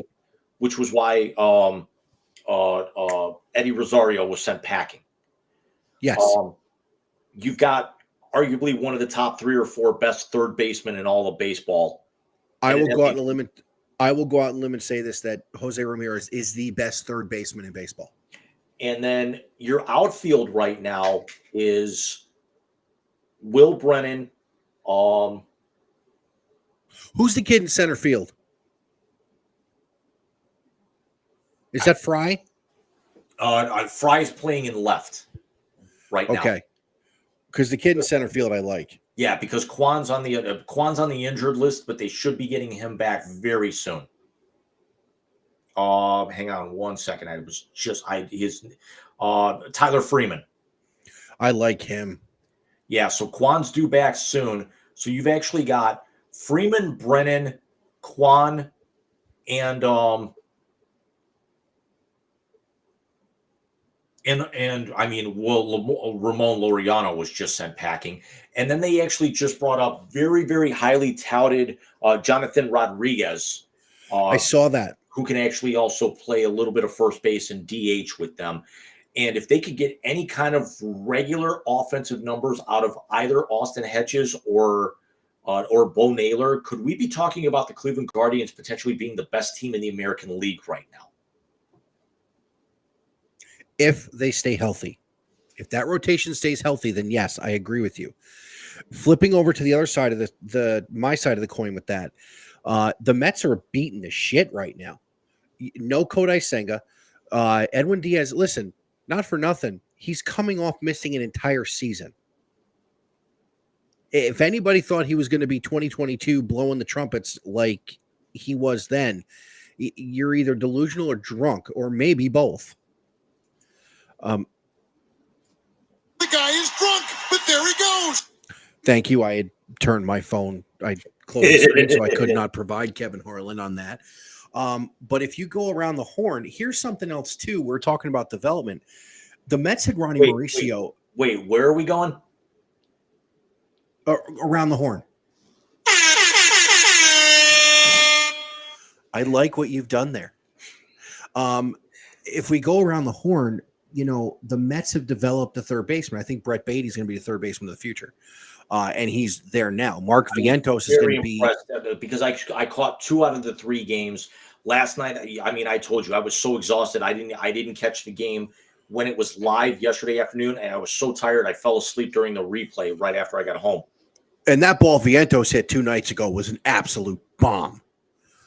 So he's been piss missile. He's been great. I cannot argue with what Francisco Lindor has done since he put blue and orange on. There is no other shortstop putting up numbers like that except for Mookie Betts, and he just became a shortstop this year.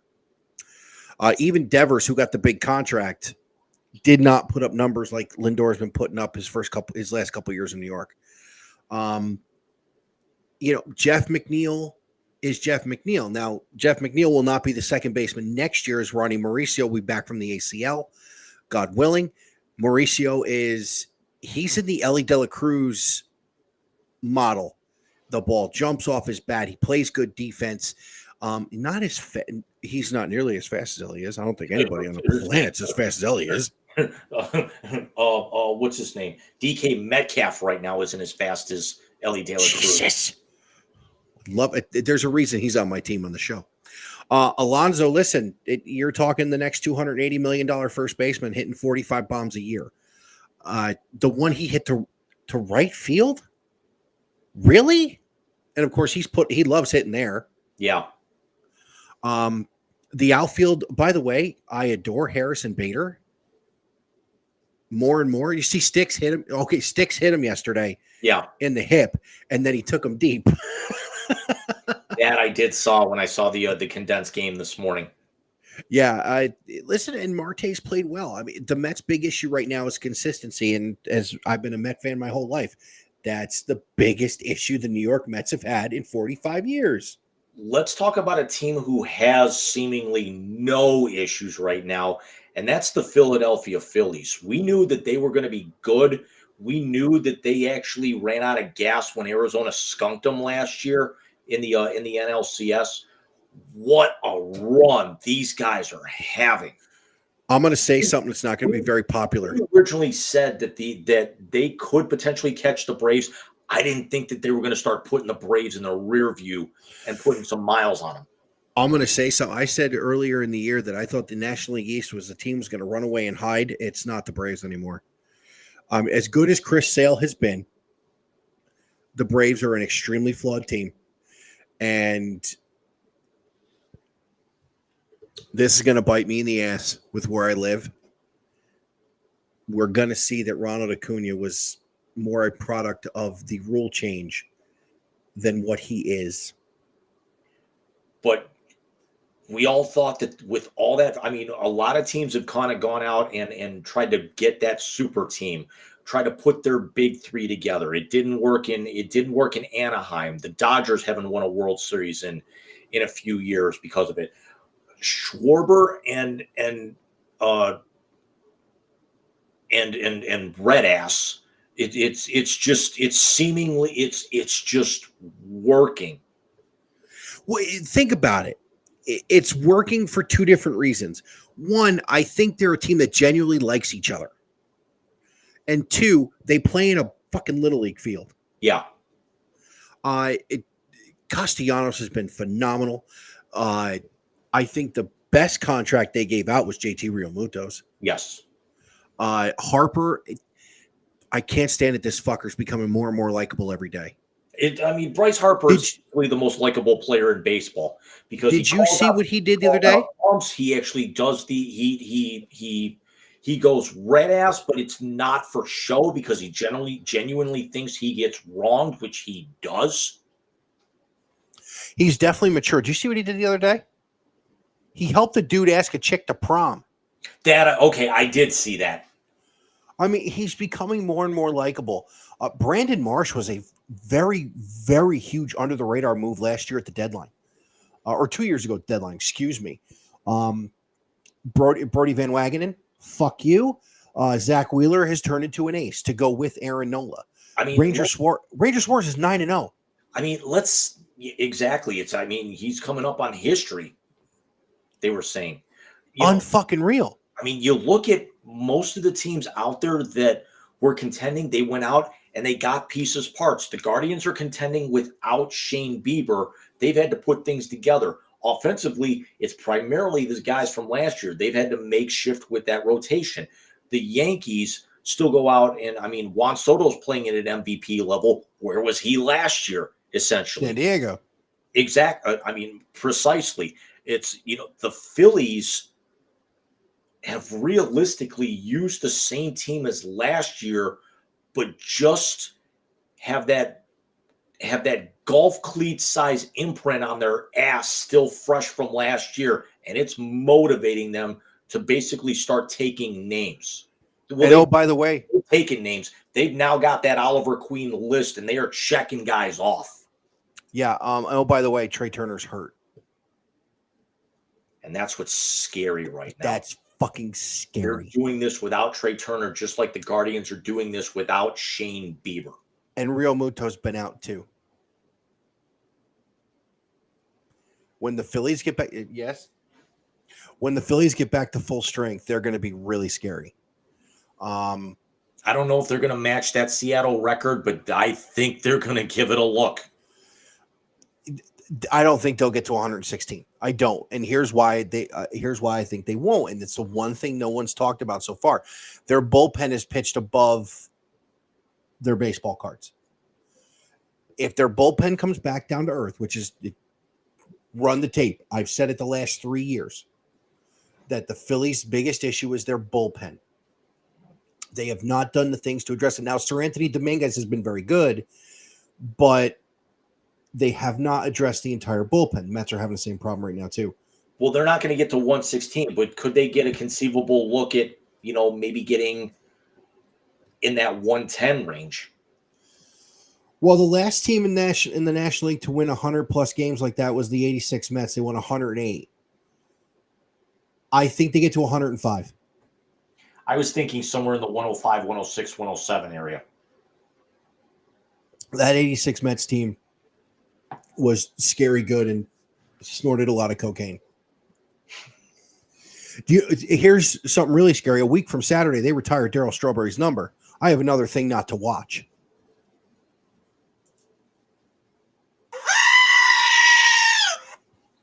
We're doing the Wise Guys next Thursday. Maybe Wednesday I'll do a big recon episode when I get home from work, and I will use the terms Koch brothers and not be speaking about politics.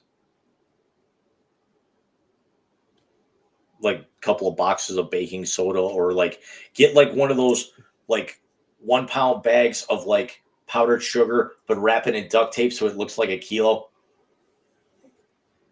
You're giving me ideas, which is scary. None that I've already actually haven't tried before already. But the second part of that, earlier today, it was announced that the WNBA, we already talked about last week, that they are getting a 13th team starting next season in the Bay Area. The 14th team was officially approved for expansion earlier today. So the WNBA will officially be heading north of the border to Toronto. They will be playing originally in the Cops Coliseum.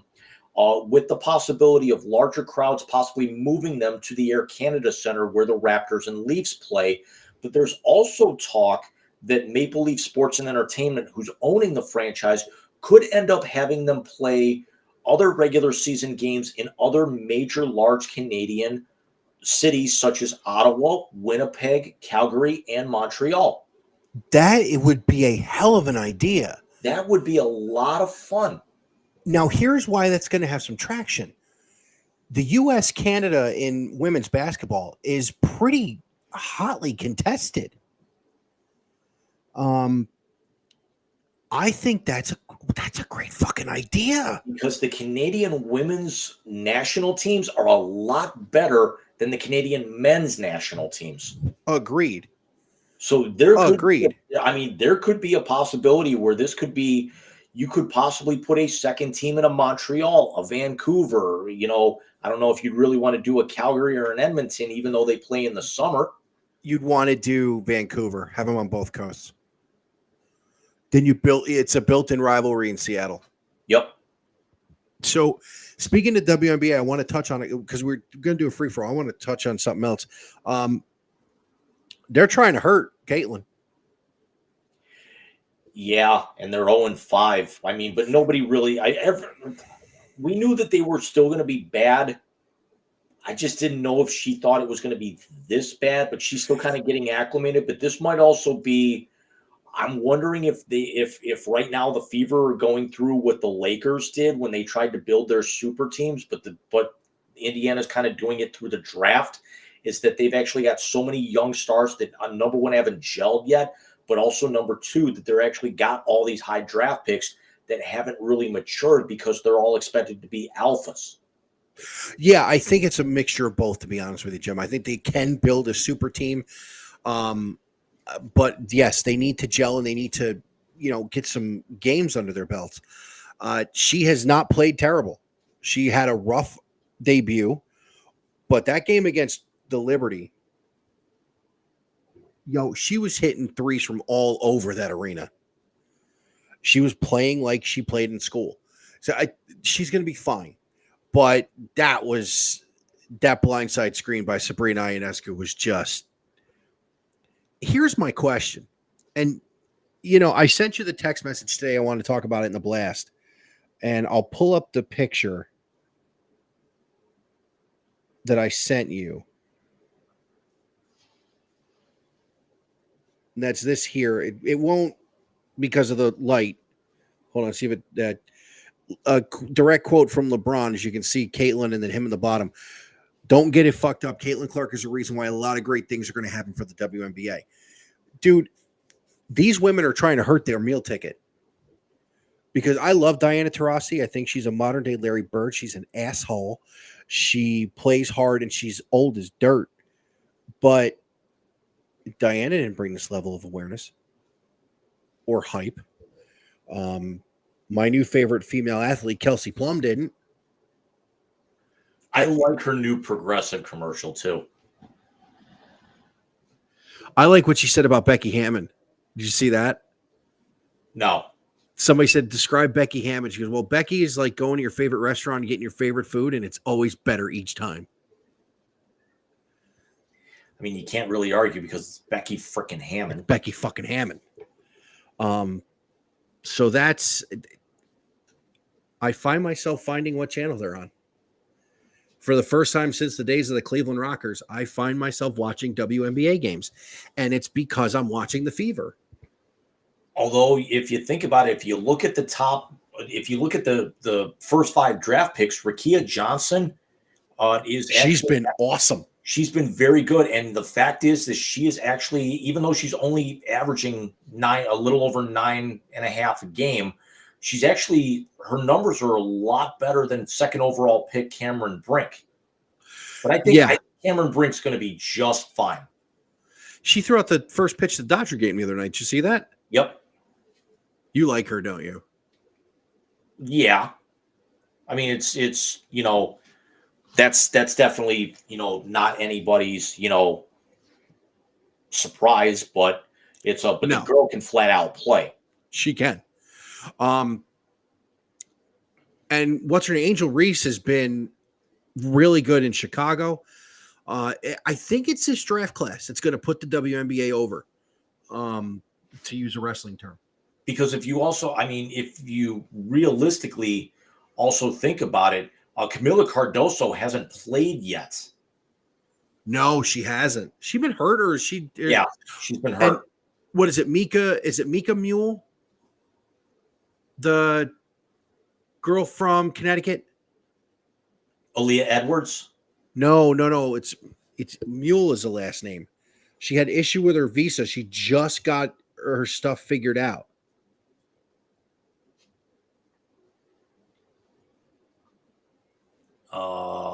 Hang on.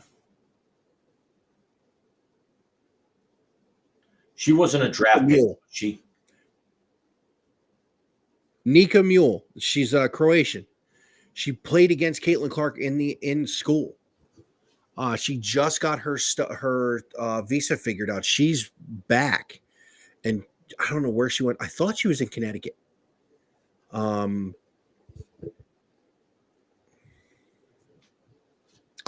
I got to look this up again. Yeah, Nika Mule. She's with Seattle, and she went to UConn. That's her. Okay. Her outfit, her game day fit to her game. Her first game was her visa stamped, accepted on her shirt. And they beat Indiana yesterday, 85-83. So she's back. That's this draft class is going to put the WNBA over, because they were popular at the beginning.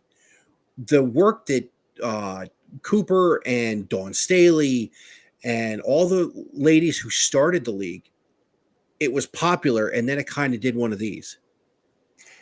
And we also have to keep in mind is that as much talk as, we're talking about with Cameron Brink, kind of a little bit struggle out of the chute here, Caitlin Clark, they're only 4 or 5 games into the season. They've got a long way to go here. I mean, sure, Connecticut's 4-0, New York's 4-1.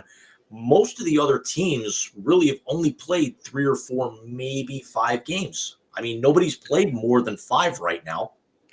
Yeah, no, and it's so early.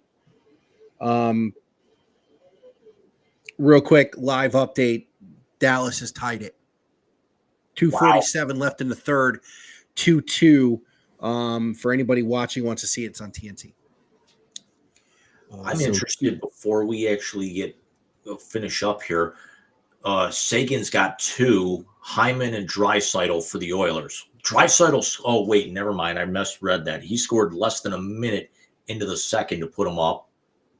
Hyman at 4:17. Seguin came back less than 2 minutes later, and then Seguin tied it up with, you'd figure that would have 16:37. So that actually would have put it at only 3:23 left on the clock. So they just tied it up. You figure another minute or so, that actually would have been Paul Jake Ottinger time. Yeah.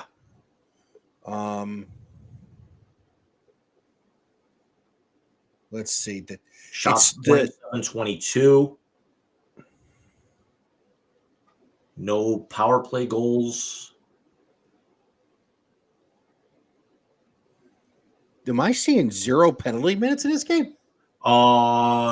Edmonton had 3 and Dallas had 2. So basically, it was 3-1. It was 3 power plays for Dallas, 1 for Edmonton. No penalties in the third period. Yeah. And this is the first time I've watched a game on Gamecast, the NHL on ESPN. It's interesting because they talk about the hits on Gamecast too, which is pretty cool. Yeah. Anything else you want to? Relatively evened up. Block shots are almost even. The giveaways and takeaways are almost identical. Edmonton 7 takeaways, 12 giveaways. Dallas 11 takeaways, 6 giveaways. So it basically evens out. Yeah. Let me ask you this.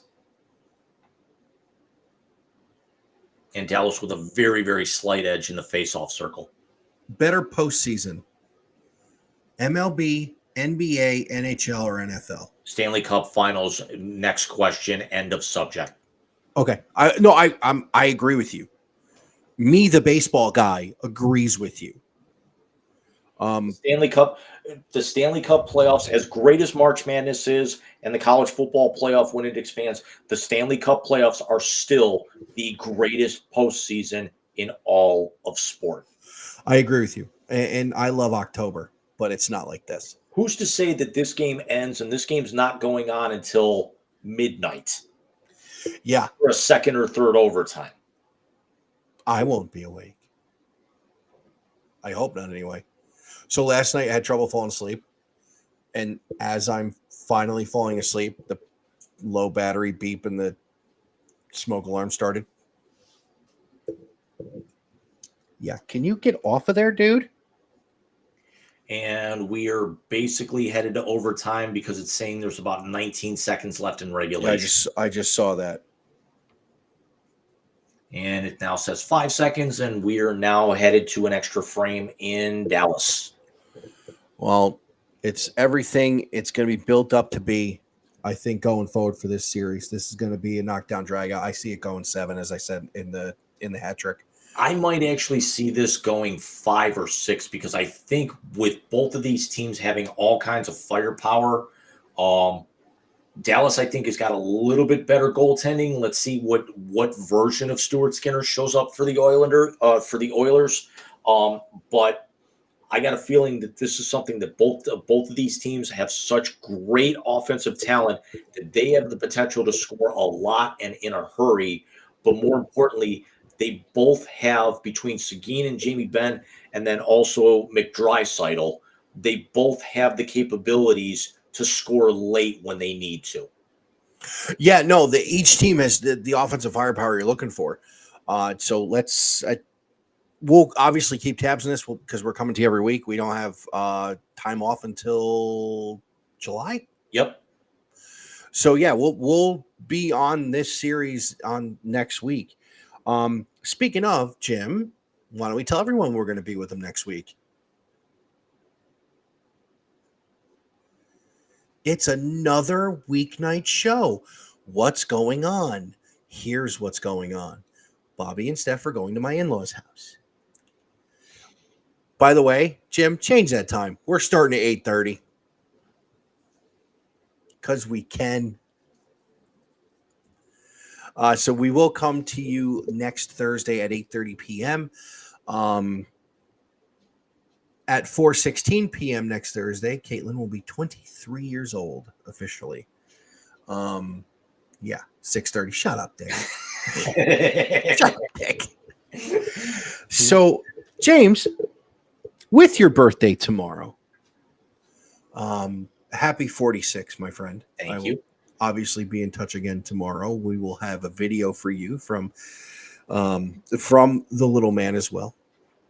But I think it's time for band practice, James. Would you shut up and just push the button already? No, God! No, God, please, no! No! No! No! It's the YZ Translator on the Wise Guys Sports Show. I'm forever unclean. Yes, ladies and gentlemen, the YZ Translator, the favorite segment of the night because it is the last segment of the night. It is the segment of the show when James and I give each other names inside or outside of the sports world. And the first thing that pops into our mind, a la Chevy Chase and Richard Pryor, is what we tell everyone. Now, usually, this is a cause for hilarity, ranging everywhere from Boss Hogg and Brett Favre to Douche Canoes and Kyrie Irving, all the way down to, well... Although we can't call him that right now with the way that he's playing. No, we can. He's still a douchebag. He's just playing well. There's a difference. He believes the earth is flat. He's a douchebag. Are you fucking serious? Right? Is that why you were playing that before? That's why I played the hokey fucking pokey earlier. I can't even with you, dude. It was Speaking either of your that or Billy Madison. originally I had that teed up as awarding no points and having no mercy on your soul since 2021. No would have been okay. But whatever. Whatever. So James, in honor of your birthday of May 24th, your first name in the Wisey Translator is someone who shares the same birthday with you, and that is quite simply the GOAT, Bartolo Colon.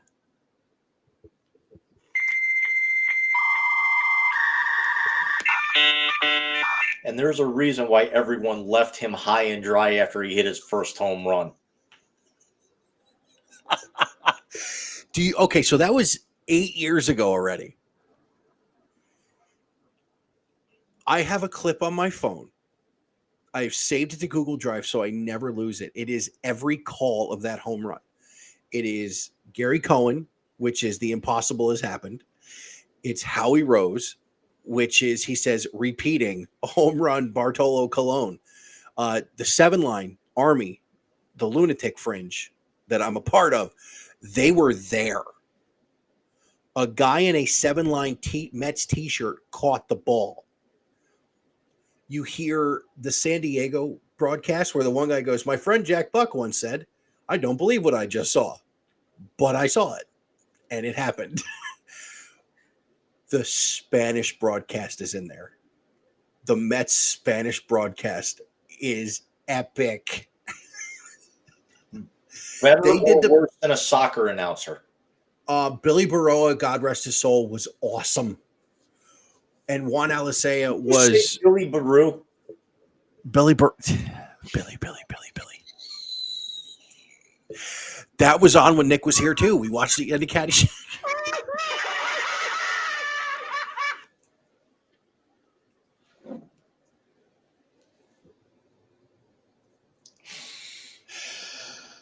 You said Billy Baru. I have to.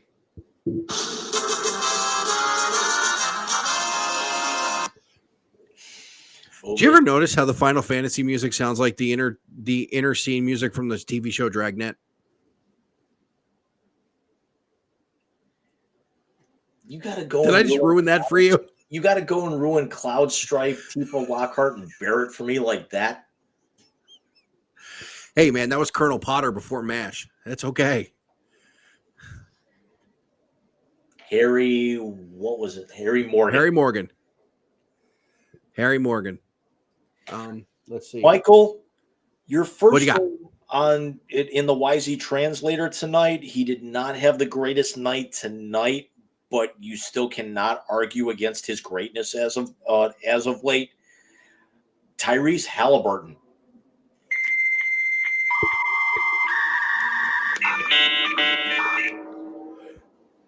When healthy, an absolute fucking problem. But he left tonight's game with a hamstring injury. So we may be off in our prediction of this series if he's not healthy.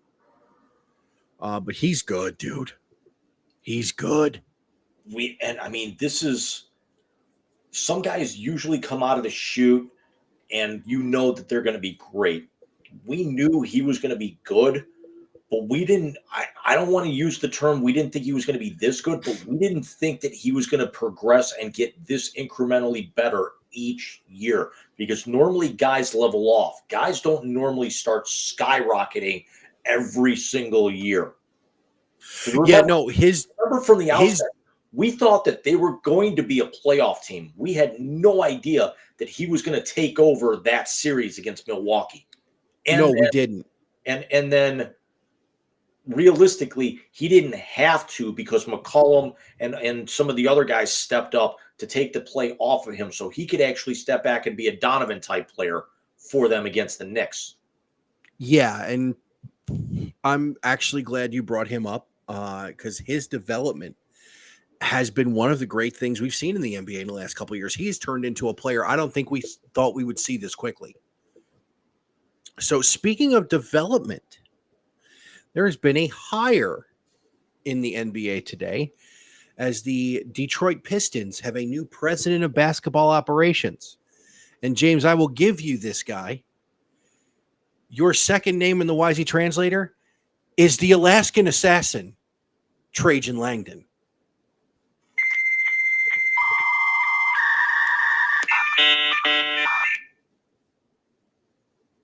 I don't hate Christian Leitner.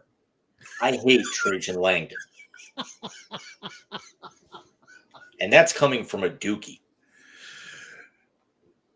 Okay, do you hate Trajan Langdon because El Amin and that garbage UConn team beat them in the finals, or do you hate him because he was dog shit in Cleveland?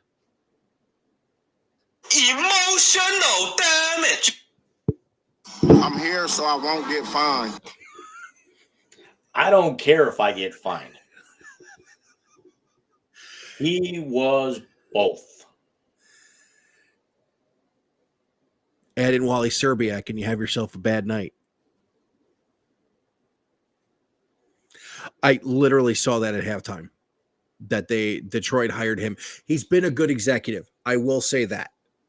And he was very good in Europe, but he was dog shit in Cleveland. Because sometimes the best executors are the shittiest players. Danny Ainge. Danny Ainge was a damn good player back in the mid '80s when the Celtics were winning all them titles. And to think if he would have held on in his first professional sport, he'd have a World Series ring. I mean, keep in mind that of that '86 Celtics team, Ainge is going to be the only one that gets into the Hall of Fame, but not as a player.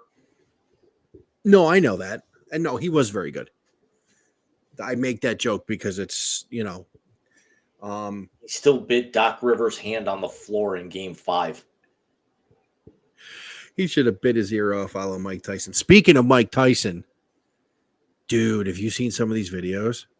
Did you see the Of him standoff training? where Paul tried to actually pull the bazooka and Tyson just laughed at him?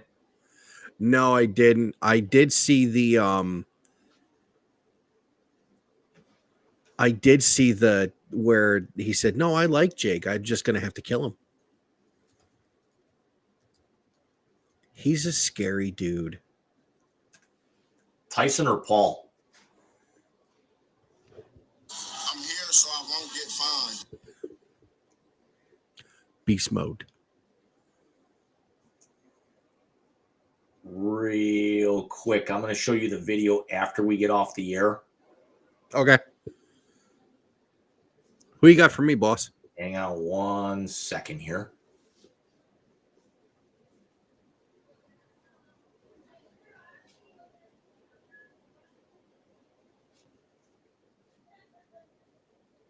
Get the fuck out of here. I'll show you the video. It's worth it because the last time I showed a video like that, we got a copyright strike. Yeah, we'll do that afterwards. Yep. Wait, I got one more for that picture.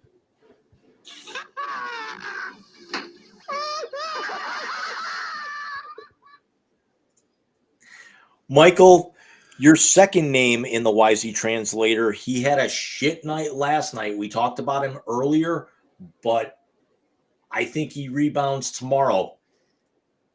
Igor Shesterkin.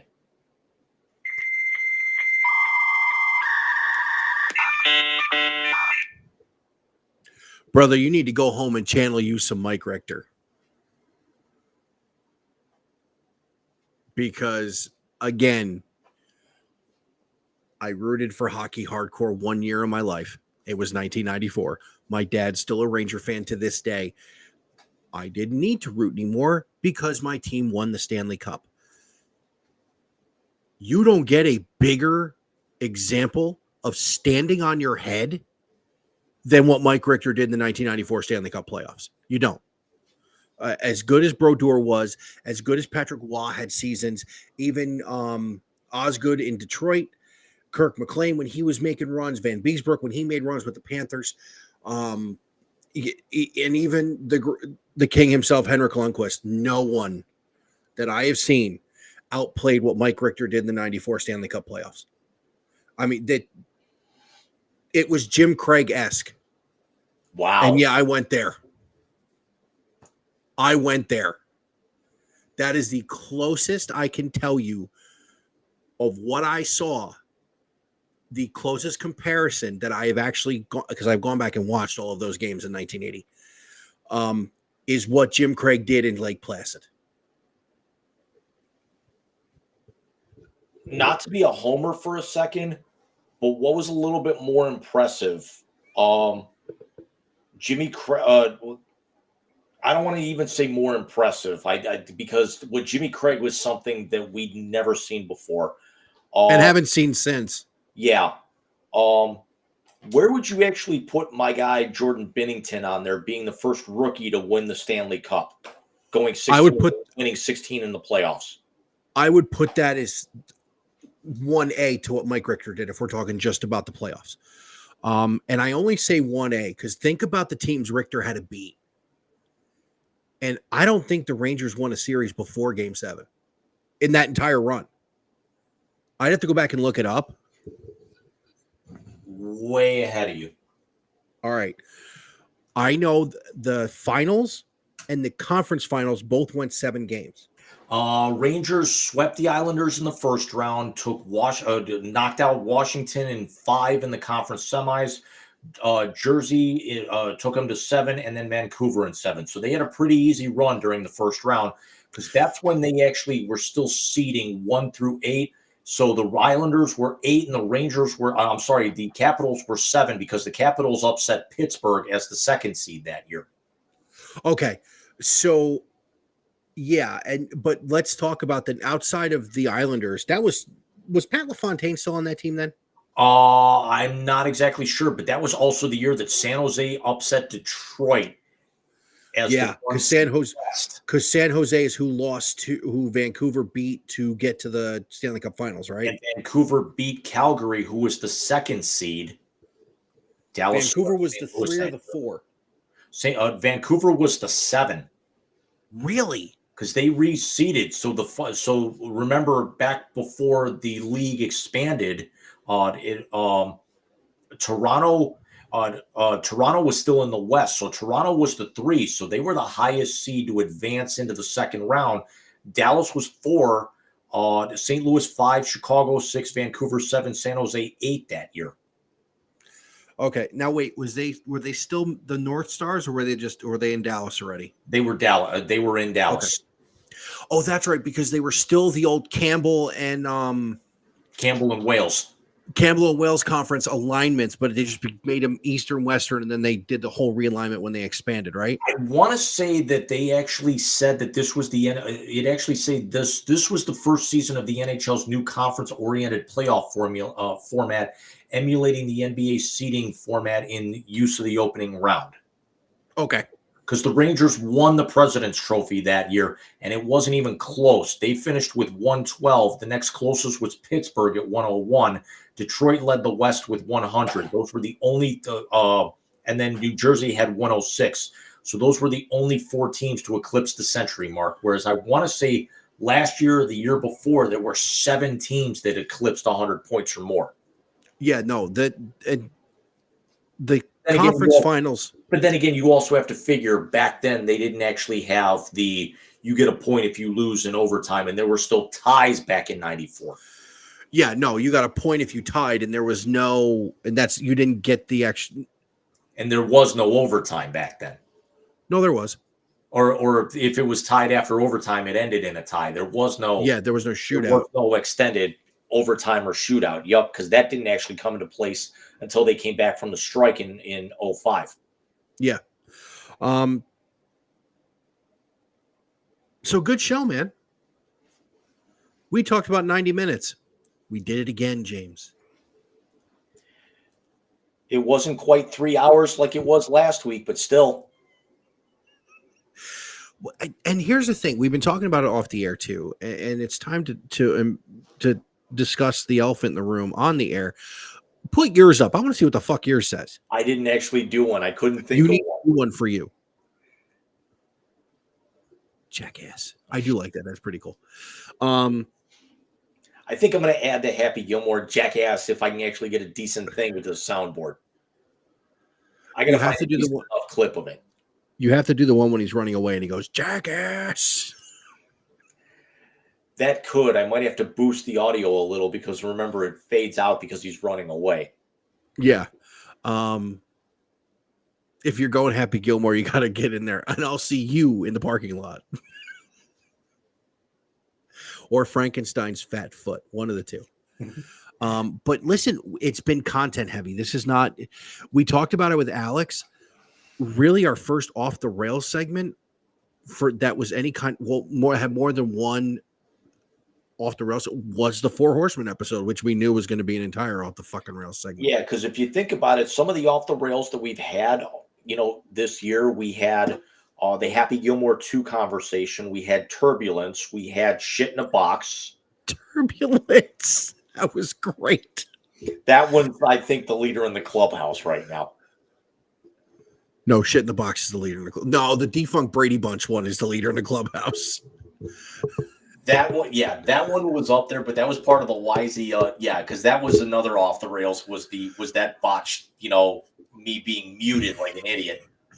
And that one was even better because you said, "Shut up, fat boy, we're pointing the wrong way," and immediately I didn't get offended. I wanted to know why you weren't pointing at me. Trying to pull the Ric Flair where he would tell the guy in the front row to shut up.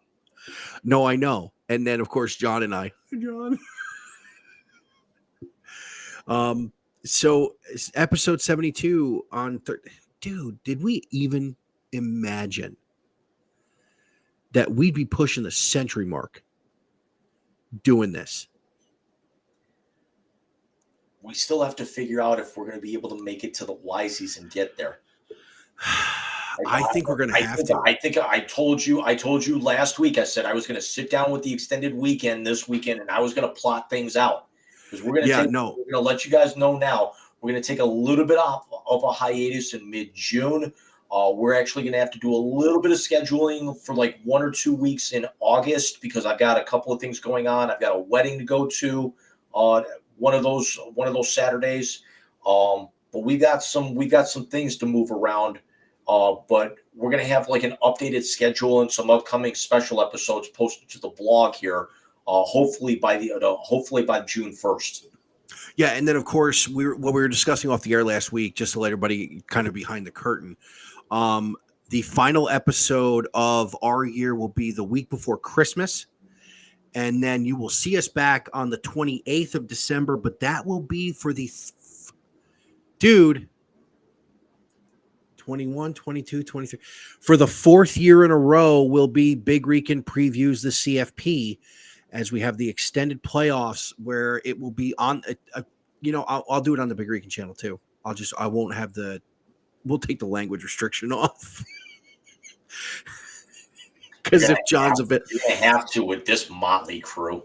Because if John is on there and both teams are in it, like we think they're going to be, we're going to cuss each other out at some point in time.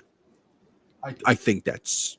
Or even if his guys aren't, he's still going to be cussing you out because you guys are there, and he's going to probably be praying to whatever deity that you guys go up against one of the SEC teams you hate.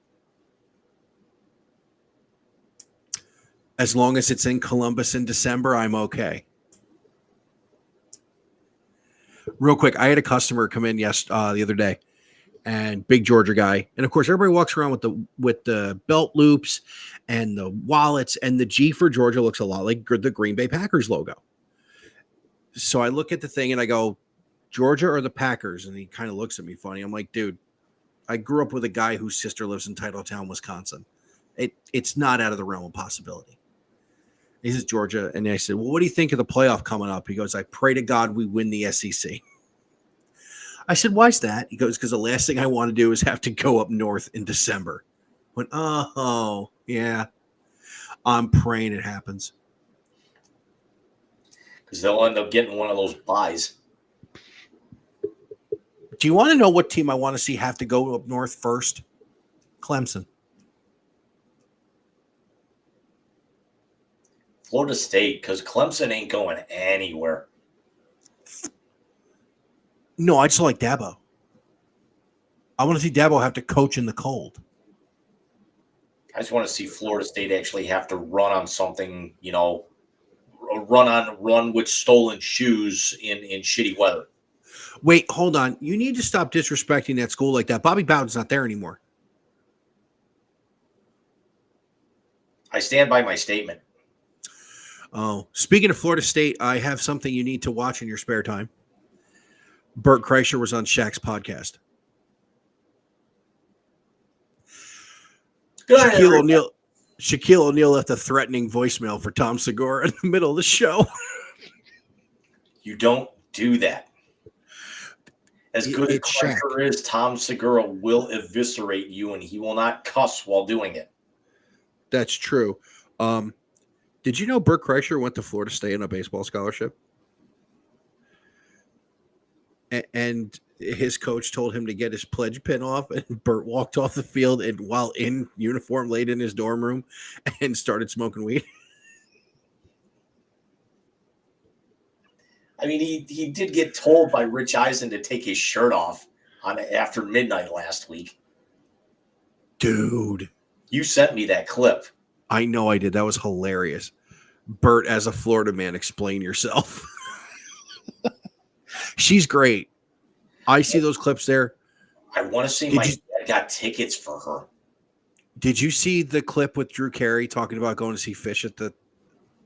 I started to, and then something came up and I had to click off of it.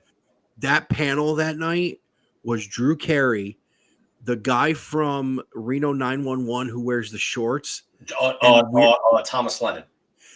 and Weird Al Yankovic. Because Thomas Lennon was a regular when Chris Hardwick used to host the show. He was at midnight. And Thomas Lennon, if I'm not mistaken, is also the guy from the movie Out Cold who kept saying he's going to put his foot in somebody's ass and then ended up with somebody's foot in his ass at the end of the movie. So we will see you guys in 7 days on Thursday the 30th at 8:30 because, again, we certainly will not be going this late because we will have to actually get up the next morning. Well, you won't. You may not. I will. No, I have to be up. It's the last day of the month. I have to be at work. It's just with me carpooling that week. I won't get picked up till about 45 minutes after I normally leave the house. So yeah, we can go to sleep a little bit because neither one of us realistically have to be up tomorrow because we're both off. Yeah, I still got to get up and do some stuff on the laptop in the morning, but that's with Bobby sitting next to me and a cup of coffee there, and probably either Paw Patrol or something else on the TV. There's a Peppa Pig Colin Jost joke in here somewhere. No, there's not, because the only Peppa Pig joke we can make is that fucking Paramount commercial. Or when I sent you when they were dismantling my office a couple of weeks ago with the desks. Yes, that's very true. We will see you guys next Thursday with a whole new Wise Guys. It's going to be chock full of stuff again. So we'll talk to you guys in a week. Everybody have yourself a great night. Have yourself a safe and a happy holiday weekend. And we'll see you on the 30th. And happy birthday, Jam. You suck, dude. Thank you, buddy. I love you to death, and I'll talk to you tomorrow. See you later, dude.